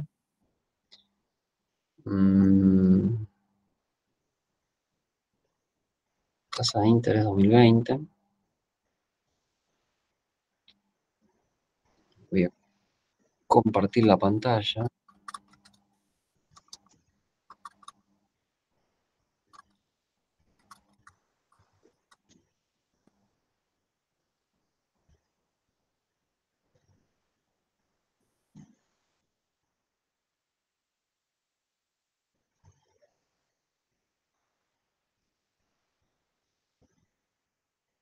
Estoy buscando, ¿no?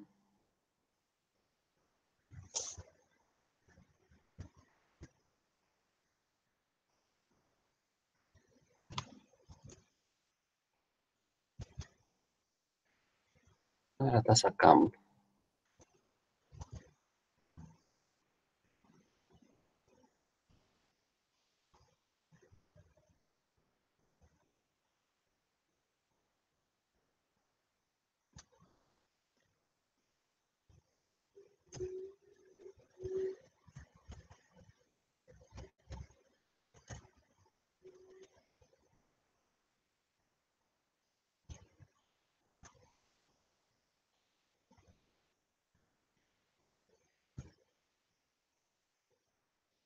Acá está. A ver, voy a compartir de vuelta. Presentar ahora toda la pantalla. Y acá va a ser en el tercero. Compartir.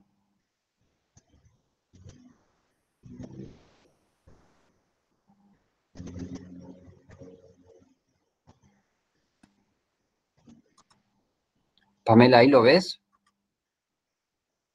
Sí, lo estoy viendo. Bueno, esta es la tasa propia, ¿no? Cuando vos hablas con un inversionista, el inversionista que tiene mucho dinero puede decidir si pone ese dinero acá en el país o pone ese dinero afuera. O sea, porque en definitiva el tipo que tiene mucho dinero es internacional, o sea, no es un tipo con nacionalidad, por decirlo de alguna manera, es multinacional el tipo. Puede ser brasilero y quiere poner la plata en Argentina, o puede ser británico, o puede ser un mismo argentino, ¿no?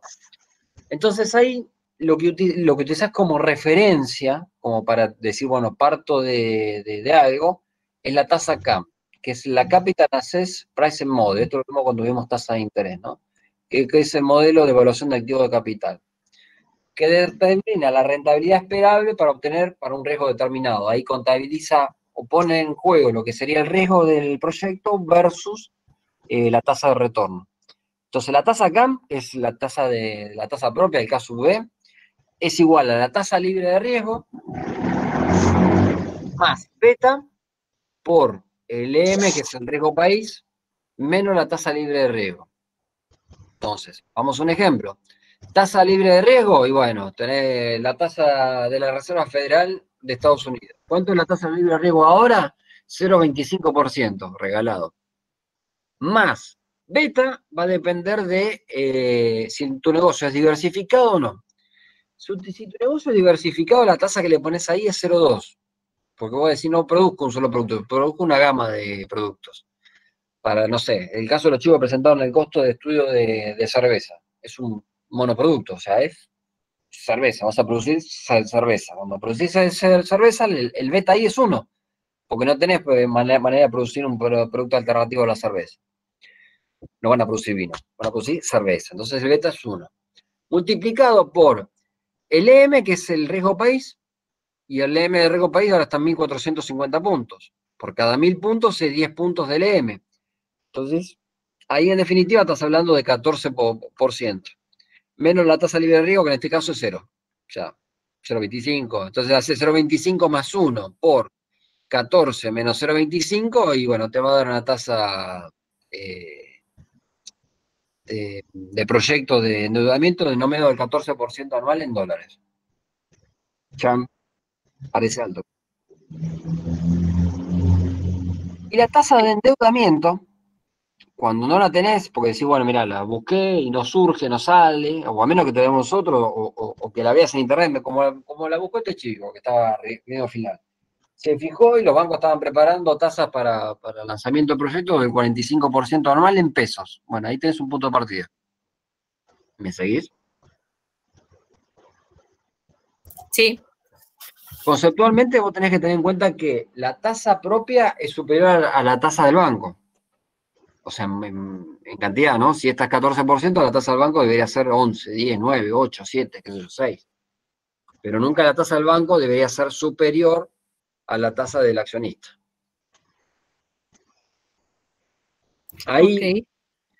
la tasa CAM tenía otra cosa que era la tasa propia argentina, porque la tasa libre de riesgo o el riesgo país, de alguna manera condiciona la capacidad que tiene Argentina como país para cumplir con sus obligaciones de deuda. Pero estoy hablando de un proyecto de un país. Cuando vos hablas de un proyecto particular propio, digamos, de un proyecto dentro de Argentina, Argentina ya tiene el riesgo, pero a su vez tenés el riesgo de tu producto, tu proceso, versus las decisiones que tome el gobierno. Entonces ahí lo afectamos por el D sub B. Era la misma tasa que la anterior, la tasa CAM, pero sumado el D sub B. ¿Qué era el D sub B? El riesgo de devaluación.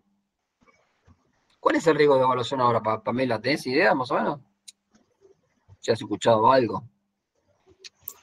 No, pero me imagino que es alto. ¿Y ese alto cómo lo calcularías ahora? ¿Qué tomarías de referencia? Esta es una pregunta discrepadora, simplemente para que razonemos juntos, ¿no? El dólar paralelo, el blue. No, claro, entonces toma, el dólar paralelo está en 160, no sé. Y el dólar oficial está en 87. Entonces vos sabés que el riesgo de evaluación está cerca del 100%, o del Sí. 89%, con lo cual, por más cuenta que hagas anteriormente con el riesgo país del 14%, o sea, te está dando una tasa de devaluación del 80%, con lo cual la tasa de interés es altísima. Pero esto tiene algunas generalidades. A ver, que uno tiene que saber cómo está parado, ¿no? Porque esta tasa trata de ejemplificar una cosa particular, pero es cuando vos desarrollas un proyecto que en definitiva se termina pagando en pesos, porque vos producís en pesos y vendés en pesos. A ver si me explico. Si vos estás evaluando un proyecto que es internacional, vos producís acá en Argentina oro. No sé, como el ejemplo que daba hoy al principio de la clase, fíjate, ahí los costos están todos dolarizados. El precio de venta del oro es el precio de venta del oro. Olvídate, vas a traer dólares al país, con lo cual no vas a tener problema de restricción ¿cómo se llama? Del cepo al dólar o lo que fuera, porque vos vas a ser un traidor de dólares, ¿no? Vas a traer dólares. Cuando traes dólares, o sea, sacás los dólares libremente porque tu producto lo exportás y tus costos están en pesos, pero lo podés dolarizar, olvídate. El riesgo de devaluación no te afecta demasiado. Porque vos como que estarías manejándote en la economía bimonetaria, estarías del lado del dólar. El peso ni te importa, siquiera. ¿Me seguí? Con lo cual ahí esta fórmula, el D sub B no se aplicaría. Sí la primera parte, pero el D sub B no tiene carece de sentido. Bien. Ahora sí, por el contrario, viene un brasilero, vos lo querés, no sé, convencer para que produzca leche. Y la leche necesariamente líquida la vas a tener que vender acá, en Argentina, porque no puedes exportar leche a menos que la haga leche en polvo. Estoy tirando un ejemplo tonto, ¿no? Entonces, como la leche es líquida, la va a tener que vender acá, la va a tener que vender la red de supermercado acá. Ahí sí entra el riesgo de evaluación, porque vos vas a tomar un crédito, o va a venir un tipo que te va a poner los dólares, y después tu economía se especifica. Entonces, hoy cerrás con un dólar de 87. Le pagás al tipo porque la tasa de rentabilidad te da el 8%, la tasa interna de retorno, lo que fuera, 9%, 10%, lo que fuera. Ok, ¿y si te devalúan?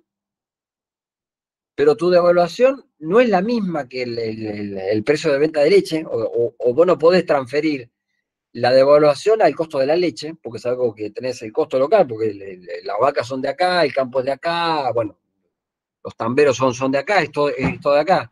ahí sí es donde vos deberías aplicar el DSV, el riesgo de evaluación, porque ahí te haría la imposibilidad de pagar el proyecto al tipo que te vino a poner la plata, debido a que el país puede llegar a devaluar. Vos imagínate, el tipo trae, no sé, $1 millón, y $1 millón solo cambia acá por 87 millones de pesos. Pero vos esos 87 millones de pesos, es como si el peso estuviera quieto, tenés que devolver $1 millón. No es lo mismo devolver $1 millón con cambio nominal de 87 que devolver $1 millón con cambio nominal de 150. El esfuerzo es mucho mayor. Y eso lo contemplas con el DSV acá.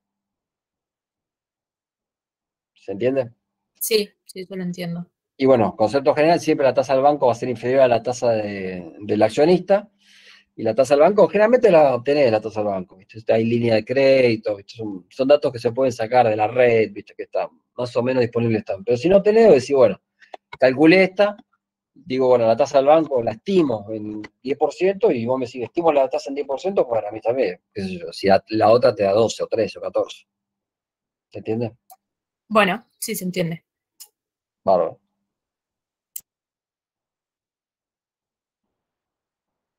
Y la pregunta es, si somos argentinos e invertimos en pesos, ¿qué tasa de retorno pedirían ustedes como dueños de un negocio? Van a hacer un negocio X ustedes. ¿Qué tasa interna esperarían del negocio como para decir, bueno, yo a este negocio le exijo esta tasa, si no me da esta tasa, el negocio no me sirve? Yo para empezar me fijaría que el retorno anual sea mayor el interés que el que me da, no sé, un plazo fijo, como mínimo. Correcto, es una buena apreciación, ¿no? Si el plazo fijo te da el 30, o el 33, está dando ahora 34 en realidad, está dando ahora. Da el 34 y decís, me da el 20, no, olvídate. No, con 24 no me cierra, me tiene que dar mayor al plazo fijo. Sí, porque si con el plazo fijo sería una tasa totalmente pasiva. Dejar la plata en el banco y que el banco te dé el 34%. ¿Eso te va a salvar de la inflación? La verdad que no. Con lo cual, si vos me preguntás a mí, y bueno, tengo que esperar que si la inflación, yo la estimo va a ser 40%, el precio me tiene que dar 60% de rentabilidad en pesos. Pero eso habla un poco de las condiciones de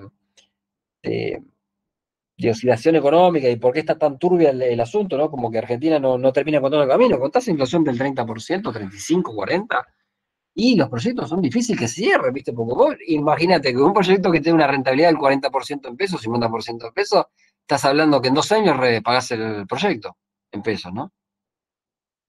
Es raro, digamos, ¿no? Puede ser un proyecto muy chiquito, qué sé yo, pero ni siquiera te compras un auto. El periodo de amortización del auto, como mínimo, son 5 años. Si la pregunta, ¿haces o no haces, digamos, el proyecto? Y generalmente mucho lo que termina haciendo es no haciendo, te dan los brazos caídos, no hacen nada de listo.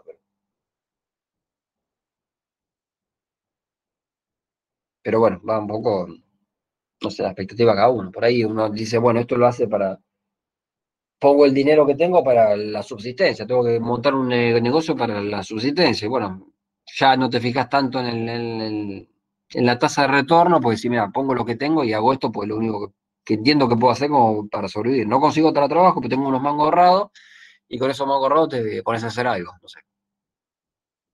Limpieza de auto, estoy diciendo una pavada, ¿no? Un lavadero de auto. ¿Cuánto cuesta cada lavado de autos? Y ahí empieza la pregunta al revés, como vimos cuando decíamos los proyectos de costo, ¿no? O los cálculos de costo. Decir, bueno, ¿cuánto cobra el lavado del auto? Y no sé, 400 pesos.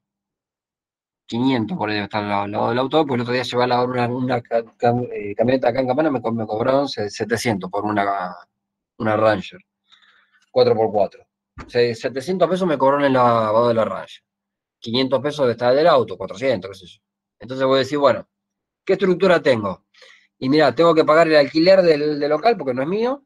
El alquiler del local vale 20.000 mangos, no sé, por mes. Estoy diciendo cualquier valor. Tengo 2 empleados, a los empleados le pago 30.000 pesos por mes, 35.000 pesos por mes a cada uno, son 70.000. 70.000 más el alquiler, bueno, estoy hablando ya en 100.000 pesos estoy. Y de ahí tengo los insumos. ¿Qué insumos tengo? Electricidad, 5.000 pesos por mes. No sé, shampoo para el auto. Gastaré 3.000 pesos por mes, 4.000 pesos por mes, tanto. ¿Qué inversión necesito? Y bueno, necesito una aspiradora, una hidrolavadora, estoy sumando todo eso, tenés como mínimo para arrancar y está hablando de 70.000 pesos, 80.000 pesos. Si, ¿cuántos autos tengo que lavar? Para, primero, solventar los costos fijos, que es los dos lavadores que tenés ahí que te pueden lavar los autos. Y para pagar el alquiler. Y después, bueno, lo que ganes por encima va a ser rentabilidad basándote en el costo de inversión de la hidrolavadora. Estoy pensando en un negocio muy chico, ¿no? Pero así, entre negocio chico y grande, cambian los órdenes de magnitud, cambia el concepto, digamos. Conceptualmente no cambia, a eso me refiero, sino simplemente cambia los números y cambia cómo lo analizás, ¿no? ¿Bien hasta ahí, Pamela? Sí, sí, entiendo. Perfecto.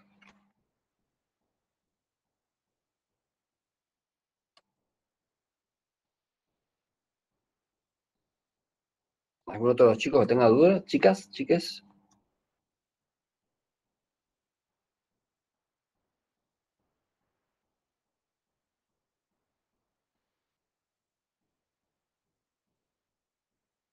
Perdón, y el KD también es dato que El se saca KD ahí. es el caso de deuda, ese es lo que decíamos. Ese está, generalmente tenés en la red, podés evaluar cuánto es la tasa que está ofreciendo el banco, ¿sí? Podés calcular la tasa Baldar, que es la tasa interbancaria de 14 o 15 bancos privados de la República Argentina, qué tasa están ofreciendo de tasa de interés.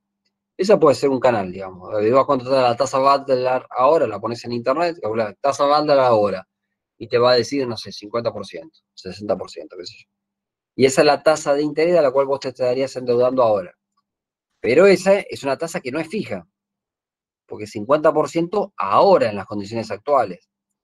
Si mañana la inflación es más alta, y bueno, seguramente la tasa Baldar se acomodará al nuevo paso de inflación. Y ahí tenés que ingeniar, decir, bueno, y eso, para eso vale todo lo que aprendiste en el primer cuatrimestre de economía. Vos sabés que si la inflación es alta, o sea, en algún momento la tasa de evaluación va a ser alta. Por ahí te lo sostienen un par de años, pero va a ser un momento que te hacen track, la corrección de una, ¿no? Entonces decís, bueno, ¿especifico mi proyecto porque es chiquito y yo me manejo acá o lo dolarizo? Cuando uno habla de dolarizar, está bien, te manejas en forma más estable, pero la pregunta es, ¿lo que vos estás produciendo se vende localmente o se exporta? Si se exporta, tenés que olvidarte, tenés que hacer todo dólares, te olvidás de la inflación y chao. Pero por eso siempre es recomendable para un proyecto que valga en dólares, tomar una tasa fija en pesos. Independientemente de cuál sea la tasa, si tasa de 50% en pesos fija, tomalo. Porque vos sabés que la inflación no va a frenar en lo inmediato por valores inferiores al 50%, con lo cual, ya está, en 3 o 4 o 5 años no estás pagando nada por ese crédito. Llevado a peso, ¿no? Usar la fórmula de Fisher, tasa fija en pesos, o lo vas afectando, la calculás en pesos y después calculás el régimen de evaluatorio que va a tener el país y bueno, eso va a ser tu cuota en dólares, va a ser cada vez menor, ¿no? Pagando, no sé, $200.000 al año y vas a terminar pagando de $200.000 al año, no sé, $80.000 al año. ¿Por qué? Porque estás en un proceso en el cual todo se exporta y la tasa de interés que vos tomaste está fija en pesos. Y el país, como tiene inflación, va a ir devaluando, con lo cual a vos te convendría de alguna manera, porque licúa los costos, inclusive. Recuerden que la devaluación acomoda las variables macroeconómicas del país, pero las variables micro, las nuestras, el costo de la mano de obra, se abarata el costo de la mano de obra cuando vos devaluás. Somos más baratos, somos un bien de servicio, pero mucho más barato que si no devaluaran, ¿no? Que seríamos moneda fija, ¿no? Bien, gracias. ¿No de qué?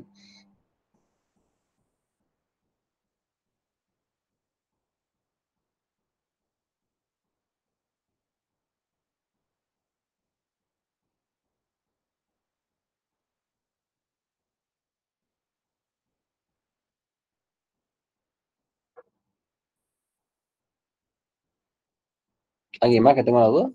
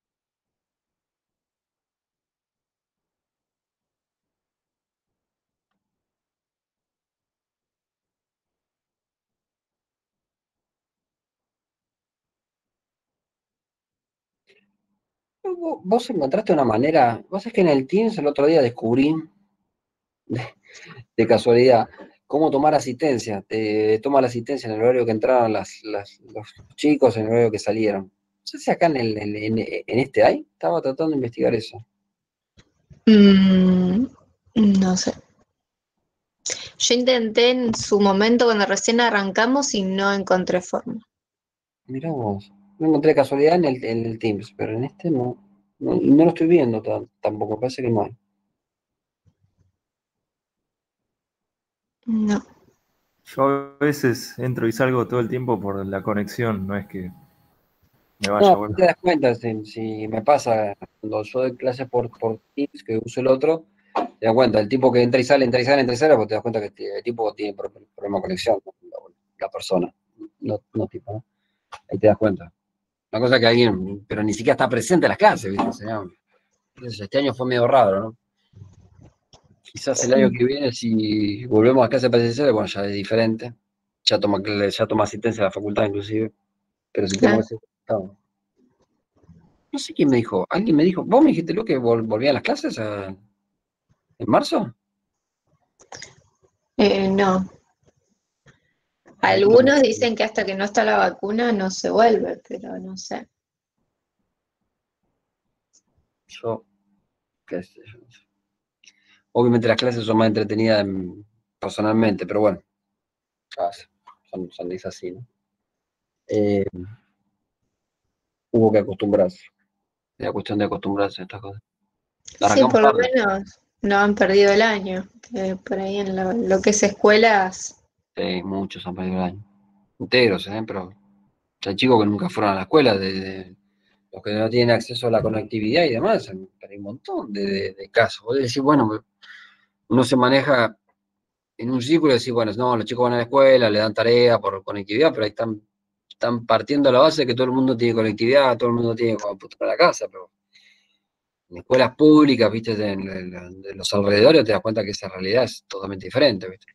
Los chicos por ahí, Incluso para los profesores, porque en la claro, escuela pública no todos los profesores tampoco tenían computadoras y claro, era un revendo pelota. Algunos se arreglaron, creo que haciendo fotocopia. Una amiga de Nancy hablaba de que ella era maestra, en una escuela acá en Campana, pero no sé en cuál. No, miento, no acá en Campana, en Río Luján. En una escuelita en Río Luján, o Ruta 4, que es una escuela pública. No sé si tiene secundaria, primaria tiene seguro. Entonces, los chicos, ¿cómo hacían?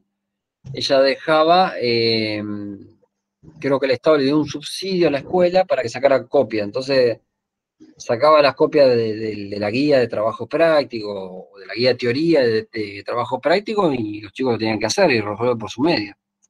Pero claro, partían de la base de que el docente lo único que puede hacer es corregir lo que le entregaban, ¿no? claro. Se hablaba de la dificultad, porque yo, imagínate, no les puedo dar una sola clase. O sea, tengo que corregir caso por caso y ver qué problema tiene cada chico cuando responde una guía o hace una guía. Es un despelote, tiene, no sé, 30 pibes, tiene 30 correcciones diferentes por cada ejercicio que quiera hacer, es un quilombo, ¿no? Sí, y esperar que el padre haya podido explicarle algo Claro, también. si el padre no le explicó y tampoco el padre le dio mucho seguimiento, dice, total, no hay clase, ya está. Veremos, porque eso tenés mucho, ¿viste? Cuando representa una carga para el padre, eso de estar enseñando al pibe o que el pibe vaya a buscar la fotocopia, dice, ni vaya, ya está. Olvidate. Sí, Sí, así que algunos de nosotros estamos en este programa de las tutorías virtuales que está sí, que está dando la Facu, y también te encontrás con chicos que no tuvieron clases durante todo el primer semestre y ahora tienen por ahí cada 15 días y te dicen que están viendo lo mismo que vieron el año pasado. Y están haciendo como un repaso, ¿viste? Sí. Es un año perdido para muchos casos, ¿no? Y acá acá volvés a los conceptos básicos, ¿no? Es decir, vos tendrías que tratar de dar la mejor educación para todo el mundo. Está bien, este año fue un año particular y demás, pero si el tipo no tiene los medios para tomar la educación, es decir, como miércoles. En el caso de los tres chicos míos, es decir, entre que este año hubiera sido virtual o no presencial o no presencial, vieron los mismos contenidos que tenían que haber visto en cada uno de los años que les toca. Tengo uno en quinto año de la secundaria, la otra está en segundo de la secundaria y la más chiquita está en quinto grado de la primaria. Y vos ves los contenidos que tenían programados y son los que están viendo. O sea, ellos no van a tener atraso. De hecho, no están planeando atraso, ni recuperar clases presenciales o nada, ¿no? Pero costó llevarlos igualmente, ¿no? O sea, en casa hay 4 computadoras fijas, ¿sí? Sí, hay 4 computadoras fijas. Y siempre hay uno que se queja porque no tiene la mejor, obviamente. Yo no tengo infraestructura para tener 4, no sé, Apple, viste, de modelo no sé cuánto, viste, está más o menos. Sí. Sí, el caso de los chicos que están terminando la escuela el año que viene, por ahí, bueno, Pamela sabrá si sigue con las tutorías, va a ser re difícil insertarlos en lo que es la vida universitaria, porque el último año articula un poco y por lo que sé de algunos conocidos de último año de secundarias públicas, es un desastre. Bueno, vos sabés que esto de que Gomera, Pamela, Luciana, viste que el Nazi está en el tema de investigación ahí en la facultad. Sí. Y vino esta señora que es Karen Villalba con otro señor más que no lo conozco. La conozco a Karen porque es madre de un compañero de Lautaro, ¿no? Del más grande. Vino con esto de hacer una plataforma para las tutorías virtuales, qué sé yo. Claro, vino como en agosto o julio, por ahí. En la facultad dije, no, dale bola, ese proyecto te da bola. Y Nancy se puso, viste, lo presentó y obtuvo la firma del decano de la facultad, pero no el de acá, sino el de la sede, ¿cómo se llama? El de rectorado, no me acuerdo el nombre. Y salió perfecto, qué sé yo. Y le dieron, bueno, para que los chicos puedan hacer la tutoría y demás, pero bueno, arrancaron medio tarde, arrancaron ahora, ¿no? Y creo que tenían 150 inscritos, una cosa así, una cosa rara. O no sé, Pamela, si estoy errado con el número, porque lo que me dijo Nancy estaban en 150 inscritos. Primero no arrancaban, y después a alguien se le ocurrió, che, ¿y si se anotan de a 2? Y ahí fue como empezó a aumentar el número en la última semana, ¿no? Sí, ahora en las últimas semanas, en realidad yo estuve trabajando como 3 semanas solamente con un alumno y ahora esta semana tengo 6. O sea que Claro. fue ahora el último tiempo que se incrementó. Y era una cuestión rara, porque decir, el chico se puede anotar, tiene gratis la ayuda de un tutor como puede ser Pamela, qué sé yo, y no se anotaban. Y después faltaba difusión, y no, cuando hicieron la misma difusión, pero le pusieron pueden anotarse de a 2, ahí los chicos, no sé, incrementaron de 50 a 150, una cosa así, en 3 días o 4 días, ¿no? Era como que era el miedo de los chicos a que no es enfrentarse siquiera, pues es un tema raro, ¿no? Es decir, ¿cómo no pide ayuda si es gratis la ayuda? ¿No? Para los chicos es gratis. Sí. Pero sí, va a ser un año que desde el punto de vista educativo no lo va a dejar a todos igual parados. Exactamente. Muy. Y a nivel universitario lo mismo. ¿Y sí? Una carrera así, bueno, y esta materia se pudo dar salvando las distancias de que presencialmente era mejor, dentro de todo se pudo cumplir, pero otras carreras más de diseño, ese tipo de carreras así, claramente no se puede evaluar de la misma forma. Y sí, yo no sé, la verdad que no me imagino dando álgebra o dando física 1, ¿no? Eso. ¿Cómo explicar física 1, ¿no? Que es algo. Es entendible, pero qué sé yo, es totalmente diferente, no sé. O física 2, física 3, ni hablar, ¿no? ¿Cómo das esa materia, no? No tengo ni idea cómo se enseña. Capaz que enfrentándote al problema encontrás una vuelta que yo por ahí hoy no la vemos, ¿no? Pero bueno, hay materias que son complicadas. Sí, los grandes problemas imagino son dar proyecto. prácticas. Si yo tuviera que dar integración 4 ahora y me siento a esperar que ustedes me digan, che, ¿qué duda tienen? Y fíjate, las que preguntaron, 20, 30, 2. Sí. Ay, me hubiera muerto si tuviera tenido que esa materia ahora con este contexto, ¿no? Pues es un tema que no, fíjate, son 30 chicos o 20 y pico, no sé lo que haya conectado, y la mayoría van a ser profesionales en 2 o 3 años, ¿no? O sea, la vergüenza no puede existir en esta etapa. A preguntar cualquier cosa. Primero que yo no me voy a reír, o sea, nadie se va a reír de la preguntonta si existiera. O sea, no hay preguntas tontas, ¿no? Si no está la timidez a preguntar, a sacarte las dudas, o hacer los ejercicios para que surjan las dudas, ¿no? Si no hace los ejercicios no hay duda, bueno, ahí sí, ya está medio condenado, ¿no? Qué sé yo. Habrá que esperar después. Y estaba escuchando a los rusos hoy en la mañana, que los rusos habían dicho, Putin había dicho que iba a fabricar para el 2020, no sé, como 50 millones de vacunas va a tener producidas. Y ahora tiene un problema con volumen de producción porque están a noviembre y solamente pueden fabricar 2 millones de dosis. No alcanza para nada, Y no. pero bueno, estas cosas a veces los políticos tratan de zafarlo. Sí, tratan de calmar las aguas, ¿viste? Sí, para que mejore la expectativa y no, que mejore la confianza. Sí. Sí. Qué cosa brava. O sea que el viernes pasado, después que bueno, salí acá de estar con ustedes, qué sé yo, a la noche vine a hacer una inspección a la planta. ¿Viste? Porque tenía un par que lo estaba medio vigilanteando, ¿ves? La verdad que el panorama que me encontré fue tristísimo, ¿viste? Porque estábamos con todas las medidas de prevención. Yo iba a corroborar, venía a corroborar el sistema de prevención, porque vos pones todas las reglas, pero después no termina por una cuestión actitudinal de los tipos si se quieren cuidar o no se pueden cuidar. Porque vos le das todas las herramientas, le das el alcohol, le das la separación física, que uno tiene que estar en un lado, el otro tiene que estar en el otro. Entonces digo, voy a caer a las 3 de la mañana, ¿de qué onda? Y se hace, ¿estás loco? ¿Cómo te vas a ir a esa hora? Deja, yo me puse el despertador, a las 2:30 me levanté, vine para acá, para la planta, empecé a dar una vuelta, ¿no? Con los porteros estaban despiertos, buena noticia, ¿no? Empiezo a dar una vuelta, voy para atrás para el laboratorio, ¿te acordás del laboratorio? Donde estaba la ventana del operador químico, porque la puerta del laboratorio estaba cerrada, entonces doy la vuelta como para seguir más para el fondo, por donde están las dársenas de descarga de combustible, qué sé yo. Y vino así por la ventana que estaba abierta, había 2 operadores de recorrida que tenían que estar separados por protocolo, estaban juntos, estaban tomando café, ponele, pero estaban juntos sin barbijo, con distancia de 1 metro. Bueno, obviamente los llamé por la ventana para que me abrieran y le di el sermón del caso, ¿le diste? Bueno, salgo de ahí, me voy para el fondo, ¿no? Y voy para el fondo, hay otro operador que es una contratista, en realidad, que tiene que vigilar los tanques de combustible, qué sé yo, hacer una recorrida, estaba mirando una película. Si yo no miro y digo, che, está linda la película, porque él no me vio a mí porque yo entré por atrás, digamos, o sea, la puerta daba para él y yo veía que él estaba de espaldas hacia la puerta, mirando la película, digo, che, está entretenida la película, no sé dónde me... Bueno, digo, ya está, ya no encuentro más nada, viste, así, ya está. Ya me hice la noche, ya se supone que si esto se corre la bola y se van a controlar más, ¿no? Cuando entras a sala de control, ahí fue lo peor.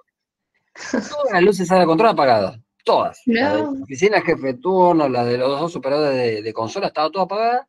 Se iluminaba solamente por las pantallas que están, o sea, no se apagan, viste, las pantallas de control Sí, siempre sí. están encendidas. Entonces le golpeó al jefe de turno, el jefe de turno me abre. Ese estaba despierto. El jefe de turno estaba despierto. Pero los 2 operadores que tenían que estar controlados, además que estaban durmiendo. ¿Viste? Parece ¿cómo se llama? El tuit ese de Homero Simpson que está durmiendo arriba de la consola de la central nuclear. Lo mismo.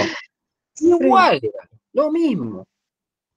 Bueno, obviamente lo levanté al jefe de turno, al jefe de turno, ¿no? Porque el culpable de generar esa situación es el jefe de turno, ¿viste? Que si vos apagás la luz, te permitís que la luz de la sala de control esté apagada, digo, estos son como los pollos, le digo. Si vos los pollos los dejás con la luz prendida, se coman y que estés despierto, hagan algo. Si vos le apagás la luz, el pollo se duerme. Esto es lo mismo, le digo acá. ¿Cómo dejar la luz apagada? No, que lo manejamos así por el reflejo de apantones, ¿viste? Excusas que no, que carecía de sentido. Así que reunió con el sindicato, por eso la llamada del sindicato ahora, ¿viste? Pena tiene que caer, ¿viste? No puede ser. Ponés en manos de gente de que gana salario, el salario de un operador de consola, el bruto, está en 190.000 pesos ahora. Mucha plata, ¿eh? Sí. O sea, por 36 horas semanales, 190.000 pesos bruto, pucha. Que encima tienen todos los beneficios. Tienen todos los beneficios. Y bueno, y se quejan y se quejan. Entonces, bueno, está bien, perfecto. Ustedes se quejan. Genial, ahora me quiero quejar yo. No creía que me iba a poder quejar tanto, pero la verdad que es zafarrancho, hermano. Pero es así, la gente es complicada, ¿viste? Complicada. Y bueno, ¿Listo? Cuando se sienta que la tienen segura, viste, hacen este tipo de cuestiones, este tipo de desmadre. Sí, Digo, es es un problema que complicado. Y las condiciones, depende del sindicato, están dadas siempre sí, más para el vago que para el el que sí, trabaja. sí. Entonces hoy que tuvieron una reunión conmigo y con el sindicato, los de la guardia, pidiendo que no haya sanciones, porque si hay sanciones les afecta al premio, viste, que tienen. Está planteando esto que no haya premio. No, nosotros queríamos pedir disculpas. Pero no me tiene que pedir disculpas a mí. Usted te pide disculpas a la compañía, le digo, no soy yo acá. O sea, primero la máquina se rompe, que vale 800 millones de dólares. O sea, nos quedamos todos en la calle, le digo. O sea, es una irracionalidad total. Es como cuando vos vas en la ruta y no hay cámara y va a 200 kilómetros por hora. Está bien, mientras llega a destino no pasa nada. Pero en un momento a 200 kilómetros por hora, un perro te vas a tragar. Sí. Una paloma, cualquier cosa. Sí, mientras el auto sea tuyo, bueno, Sí, pero si está en auto prestado, pero bueno, y vos decís, te chocás 200 kilómetros por hora y por ahí te matás. Y bueno, y esto es así, esto es igual. Vos te confías, hasta que aparecen las cámaras. Cuando están en la cámara te controlás, o por lo menos frenás a donde vos sabés que tenés cámara. qué terrible. Son hijos del rigor. Son hijos de rigor, sí. La verdad que la gente es así, ¿no? Son un poco hijos de rigor. Bueno, chicos, veo que no tienen dudas. Viernes que viene parcial. Y bueno, Exactamente. lo mejor para todos. Éxitos. Gracias, profe. Hasta luego. Hasta luego. Buen fin de chicos. Ya, buen fin de semana. Chao. Buen fin de. Gracias. Gracias. Buen fin de semana. Chao.